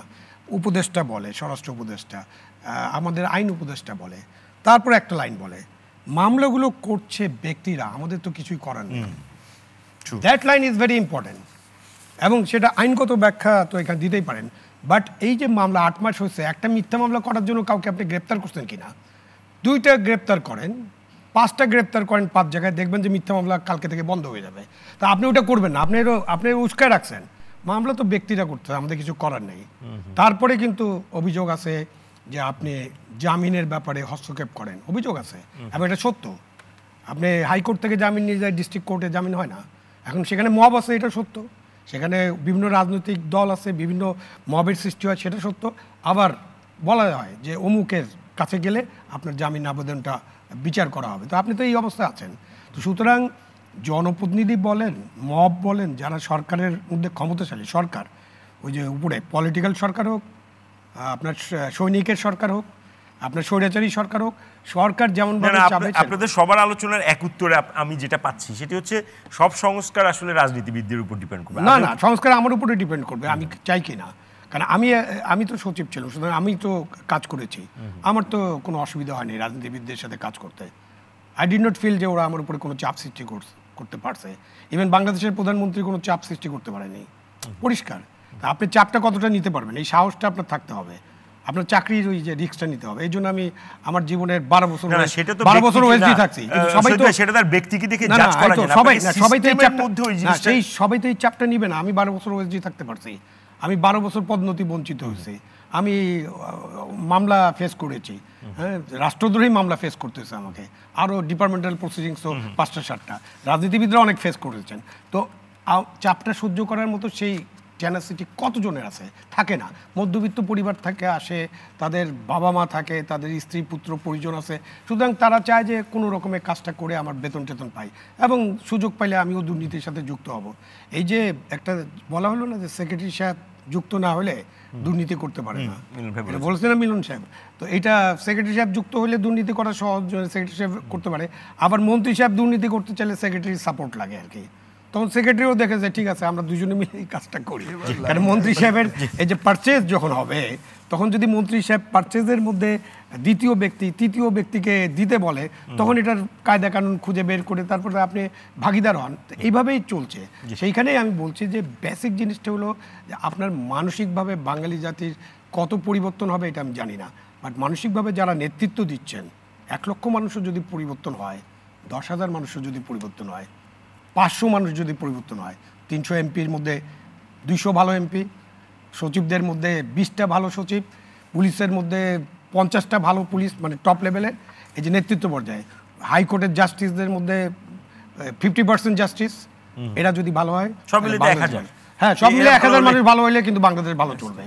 1000 মানুষের নেতৃত্ব দিতে হবে, সেখানে আসল জিনিস। আমি অধ্যাপক ডক্টর এ কে মতিউর রহমান আপনার কাছে যেতে চাই। সেটি হচ্ছে এই আমলাতন্ত্রের মধ্যে এমন কোন জায়গাটা আছে যেটা আসলে অ্যাড্রেস করা গেলে কাঠামোগত সংস্কারটা আসলে হবে? কারণ ব্যক্তিকে ফোকাস করে অনেক সময় সংস্কার করা যায় না। ওকে, আপনার এই প্রশ্ন উত্তরের আগে আমি একটু ওই ফারুক সাহেব একটা কথা বলেছেন যেটা উত্তর একটু দেওয়া উচিত আমার। সেটা হচ্ছে বিএনপির যেহেতু আগামী বড় দল হিসেবে আগামীতে ক্ষমতা আসবে সম্ভাবনা, উনি তো ঢালাওভাবে একটা জেনারেলাইজ মন্তব্য করেছেন, ওনার কাছে হয়তো ফ্যাক্ট আছে, সেটারই উত্তর একটু দেই। উনি বলেছেন যে বিএনপির লোকজনই এখন বিভিন্ন জায়গায় মামলা দিচ্ছেন এবং এটি চলতেছে আর কি, মানে পুলিশ সেবা, এগুলো কিন্তু গণমাধ্যম আবার রিপোর্ট না, সেটা চলতেছে। আমি একটু ওনার কথার সাথে ডিফার করছি। একটা সরকার তো রাষ্ট্র ক্ষমতা এখন আছে, যেটাকে আমরা বলি অন্তর্বর্তীকালীন সরকার, তাই না, প্রফেসর ইউনূসের নেতৃত্বে, এবং এই সরকারও আছে, আবার রাজনৈতিক দলও আছে এই সরকারের, সেটা হচ্ছে এনসিপি। তাহলে আপনি, হ্যাঁ, এনসিপি, আপনি দায়ী করছেন কাকে? দায়ী করছেন বিএনপিকে। বিএনপি তো ইজ নট স্টেট পাওয়ার, সেটা তো রাষ্ট্র ক্ষমতায় নাই। আমি ওনাকে বলি, সেটা হচ্ছে উনি বলুক যে প্রশাসন, পুলিশ এবং শিক্ষা, আমি দায়িত্ব নিয়ে চ্যালেঞ্জ দিয়ে বলি যে বাংলাদেশের যতগুলো বিশ্ববিদ্যালয় আছে, এই বিশ্ববিদ্যালয়তে প্রায় 70% প্রশাসক নিয়োগ হয়েছে যেটা বিএনপির না। আমি চ্যালেঞ্জ দিয়ে বললাম এখানে, আমি আপনাকে বাই নেমে বলে দিতে হবে। নাম্বার 1। নাম্বার 2 হচ্ছে পুলিশ এবং প্রশাসনে বিএনপির কোনো লোক নাই। লাস্ট 15 ইয়ার্সে কোনো ইন্ডাকশন নাই। আমাকে বলতে দেন না, উনি যেটা বললেন এটা হচ্ছে ওনার মন গড়া কথা বলেছেন, জাস্ট একটা আবেগের কথা বলেছেন, এটা খুব ডকুমেন্টেড কথা না। তো সুতরাং এই কথাগুলো মিডিয়াতে বলা উচিত না, এটা আমি মনে করি। নাম্বার ওয়ান, আপনি যে প্রশ্ন করেন সেটা একটু করেন যে প্রশাসন কীভাবে আপনি কার নিয়ন্ত্রণে যাবে। শহীদ ভাই এখানে আসছেন, আমি যতটুকু জেনেছি যখন একজন অ্যাডিশনাল সেক্রেটারি পদোন্নতি দেবেন, এটি দুটি ভ্যাটিং হয়। ভ্যাটিং মানে পুলিশি ভাষায় একটা ওই ইন্টেলিজেন্স রিপোর্ট আসে যে উনি কী ছিলেন, আরেকটু হচ্ছে ওই এলাকার যে এলাকায় আমার বাড়ি ইউনো সাহেবের একটা রিপোর্ট নেন। এখন প্রশ্ন হচ্ছে যে আমি সেক্রেটারি হব, ইউনো সাহেব কিন্তু আমার রিপোর্ট দিচ্ছেন যে আমি আসলে কী কার্যক্রম। আপনি আমাকে বলেন যে এই প্রযুক্তির যুগে মানে একজন সেক্রেটারি সম্পর্কে ইনফরমেশন নেওয়ার জন্য ইউনের উপর ডিপেন্ডেন্ট কেন হতে হবে? এবং ইউনের ঘরে কি 4টে মাথা আছে? যিনি সেক্রেটারি হবেন তার সম্পর্কে উনি মেসেজ দেবেন, তথ্য দেবেন, যেটার উপর ভিত্তি করে আপনি পদোন্নতি পাবেন। এই সিস্টেমগুলো আমি জায়গাতে আসি, সেটা হচ্ছে সিস্টেম আপনাকে ডেভেলপ করতে হবে। সিস্টেম ডেভেলপ করলে যেমন সুরক্ষা দিতে হবে আমাকে, আমি পুলিশের একজন ঊর্ধ্বতন কর্মকর্তা, আমি নিউট্রাল রোল প্লে করতে চাই, কারণ প্রচুর পুলিশ অফিসার দক্ষ এবং অভিজ্ঞ এবং শিক্ষিত, তারা নিউট্রালি রোল প্লে করতে চায়, কিন্তু তাদের সুরক্ষা নাই। আপনি দেখবেন তারাই কিন্তু স্টার হয় নাই। বিগত 17 বছরে স্টার হয়েছে কিন্তু হাতে গোনা কয়েকজন, বিপ্লব সরকার, হারুন, তারপরে আপনার এই যে কি বেনজির সাহেব, তারা স্টার হয়েছে, স্টার হতে চেয়েছে, তারা হয়েছে।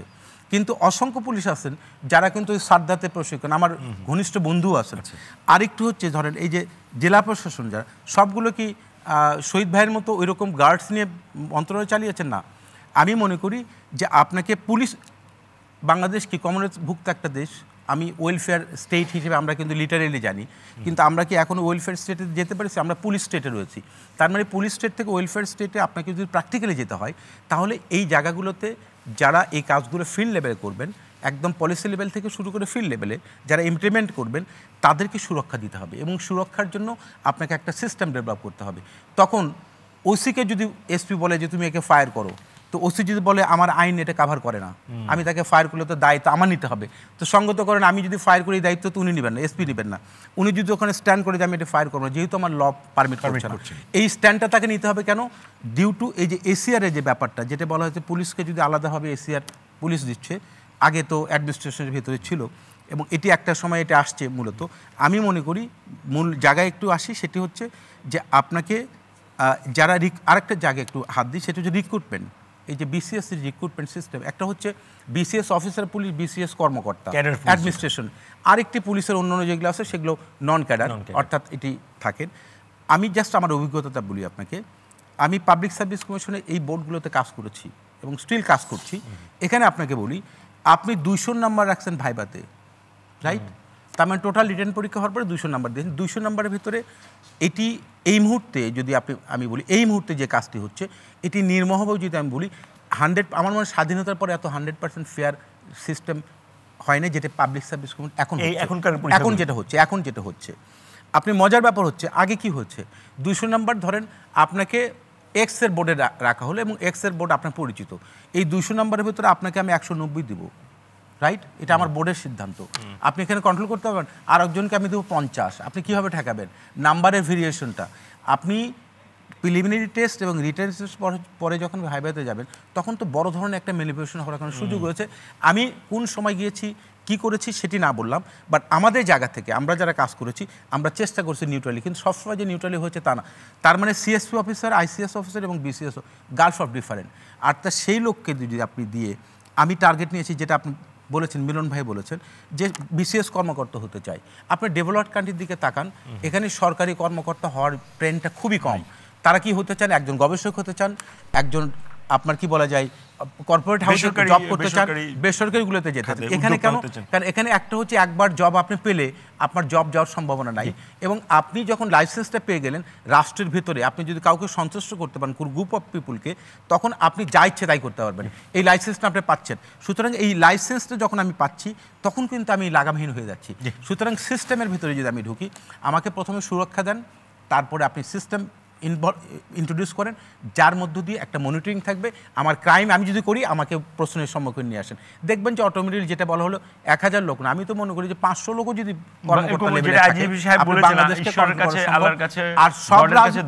আমি ঢালাওভাবে রাজনীতিবিদদেরকে দায়ী করতে চাচ্ছি না, সব রাজনীতিবিদরাই যে ঢালাওভাবে আপনি করাপশন সাথে, কিন্তু সংস্কার ওখানেও দরকার। কেন জানেন?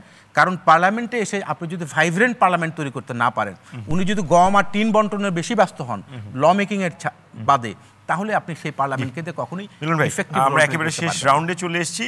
আসলে এই পুলিশ এবং প্রশাসনের সংস্কারের জন্য আমরা মোটামুটি তো বুঝলাম কোন জায়গায় ঘাটতিটা আছে। আপনার সুপারিশগুলো যদি খুব আগে একটু দ্রুত পঠনের মতো চলে যাই। মতিন সাহেব যেটা বললেন, বিএনপি যখন দায়িত্বে আসলো 2001-এ 200 ছিল বিসিএস এর ভাইবা, 100 করা হলো। তারপর আবার আওয়ামী লীগ ক্ষমতা আসলে 200 করা হলো কেন? জাতিকে এই প্রশ্নটি করে কেন আবার 200 করা হলো, রিপিট কেন করা হলো? স্বজনপ্রীতির জন্যই তো। সেইভাবে তো নিয়োগ পদ্ধতি, এই নিয়োগ পদ্ধতি সম্বন্ধে কী বলা হয়েছে সুপারিশে, সেগুলি আমাদেরকে দেখতে হবে।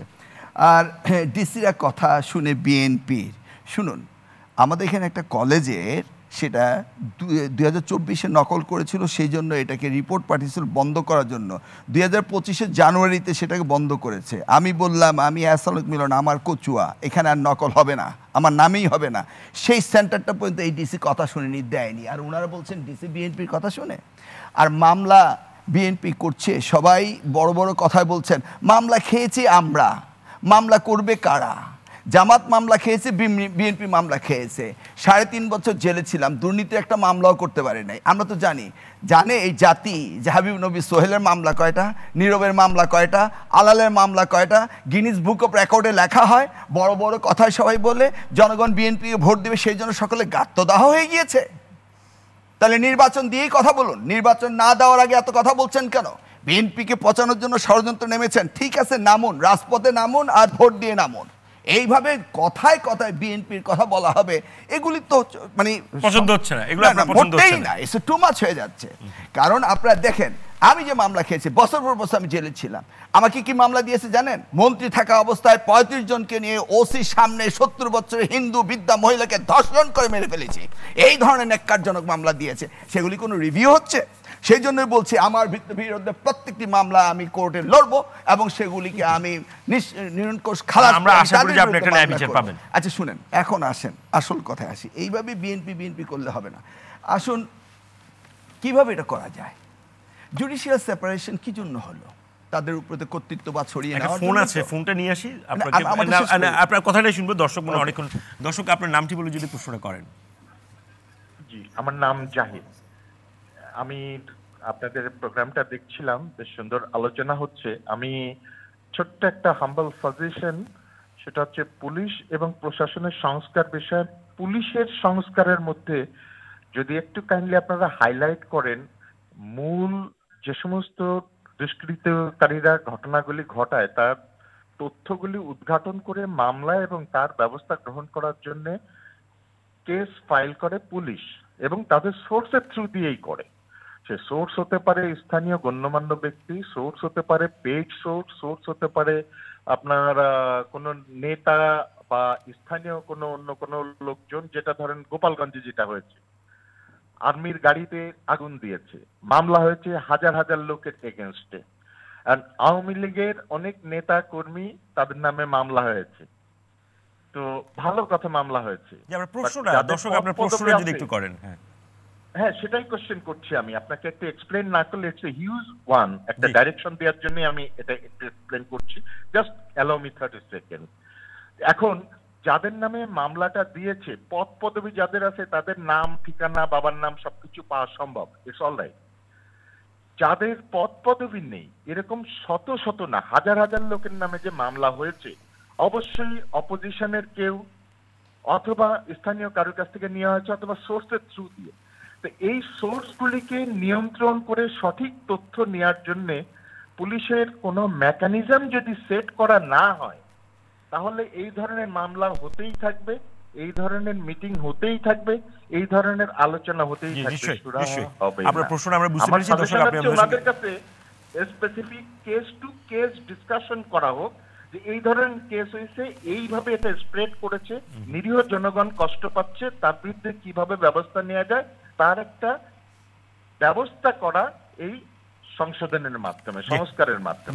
ধন্যবাদ। আপনি আমাদের সঙ্গে যুক্ত। ওনার এই প্রশ্নের উত্তর কিন্তু আমি আগিয়ে দিয়েছি। পুলিশ যদি কোনো মিথ্যা মামলা নয়, তার বিরুদ্ধে ব্যবস্থা নিতেই হবে, তাহলে তো মিথ্যা মামলা বন্ধ হয়ে যাবে।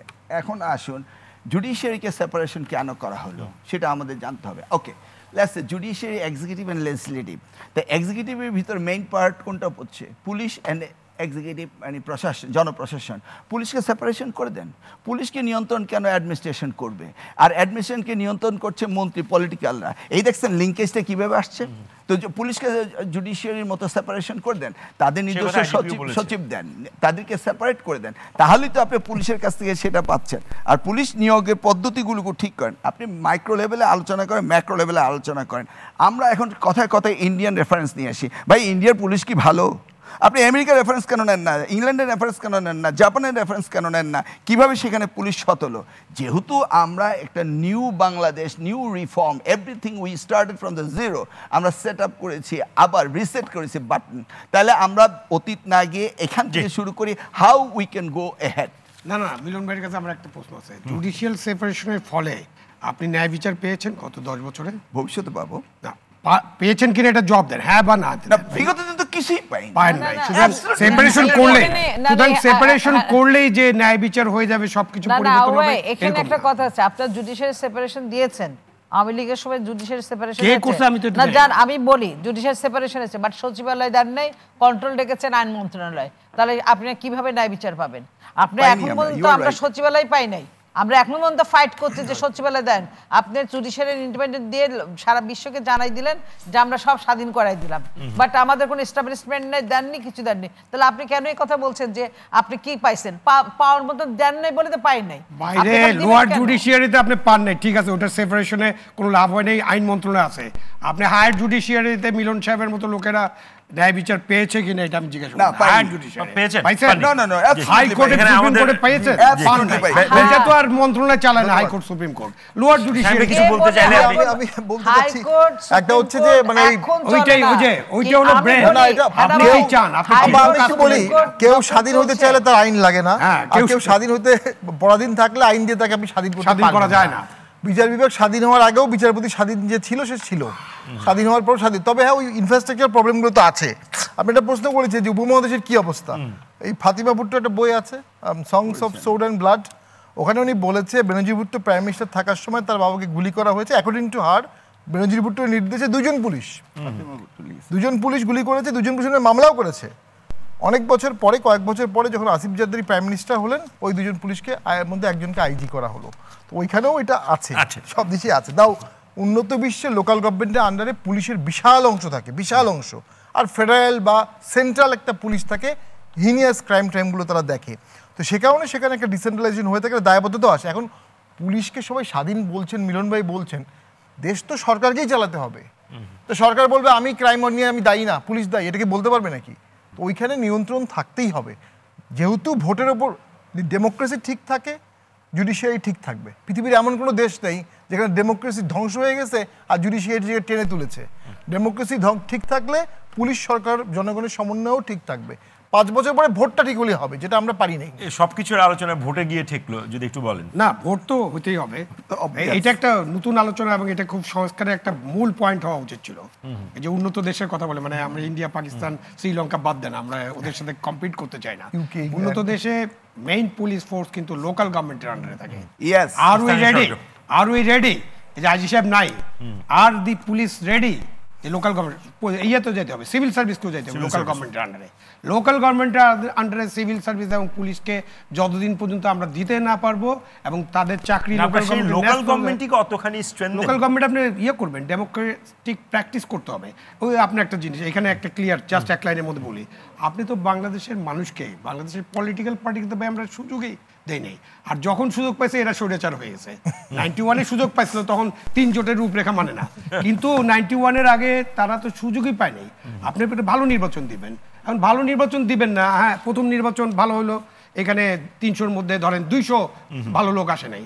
সেকেন্ড নির্বাচনে যান, নিশ্চয়ই আরো 150 ভালো লোক আসবে। থার্ড নির্বাচনে যে আপনি 250 ভালো লোক পাবেন।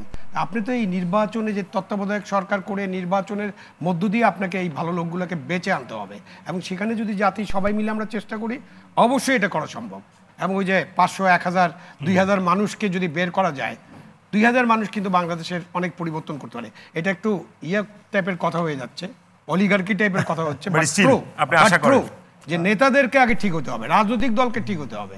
আপনি যদি একটু কিছু যুক্ত করেন যে এই শেষ দিকে যে আসলে এখন উনি আরেকটা নতুন ডিমেনশন নিয়ে আসলো যে পুলিশকে আপনার লোকাল গভর্নমেন্টের আন্ডারে একটা অংশ নতুন ডিমেনশন সারা পৃথিবীতে আছে। ডিমান্ড করবে যদি সংস্কার যারা করেছে আমি সেটাই বলছি, যারা সংস্কার করছে আসলে তাদের অতীতের যে অনেকগুলো সুপারিশ সেগুলোকে সামনে নিয়ে, এবং যারা কাজ করছে এবং তাদের ভিতর থেকে পুলিশেরও একদম কনস্টেবল থেকে কিছু লোক, মিড লেভেল থেকে কিছু লোক, তাদের প্রতিনিধি নিয়ে এবং সে কাজগুলো তারা কিন্তু যদি করে তাহলে অনেকগুলো জিনিস তারা পাবে। আমি একটা কথা বলতে একদম শেষ দিকে একদম শেষ দিকে বলছি, পুলিশে ঢুকতে চায় ডাক্তার ব্যারিস্টার, আমাদের অনেক ডাক্তার ব্যারিস্টার। কেন ডাক্তার পরে আমাদের কাছ থেকে ট্যাক্স নিয়ে ডাক্তার পরে তারা আজকে তারা আবার পুলিশে ঢুকে যাচ্ছে, তাহলে ওই ট্যাক্স হোক যে ট্যাক্স দিয়ে ডাক্তারি পরে আসে আবার পুলিশ হয়েছে, তার সেই টাকাটা ফেরত চাওয়া হোক গভর্নমেন্ট থেকে। আর আমি বলতে চাই ব্যারিস্টার এই জায়গায় এই যে এন্ট্রি পয়েন্টটা বলছে কেন, যে তুমি যে জায়গাগুলোতে ট্যাক্স দিয়ে গভর্নমেন্টের করেছো সেই জায়গায় এখানে আবার তুমি সেই নষ্ট করতে পারো না। আর একটা কথা শেষ বলতে চাই, আপনার সব কিছু যেটা ঘটতেছে এখন বাংলাদেশে এই মুহূর্তে, আসলে পুলিশ কিছুই খাচ্ছে না, আবার অনেক কিছু খাচ্ছে। এটাই হচ্ছে বড় প্রবলেম। কিছুই খাচ্ছে না, অনেক কিছু খাচ্ছে, এইটা থেকে শেষ করে দেন। আচ্ছা, আমি সংক্ষেপে শেষ করে দিচ্ছি।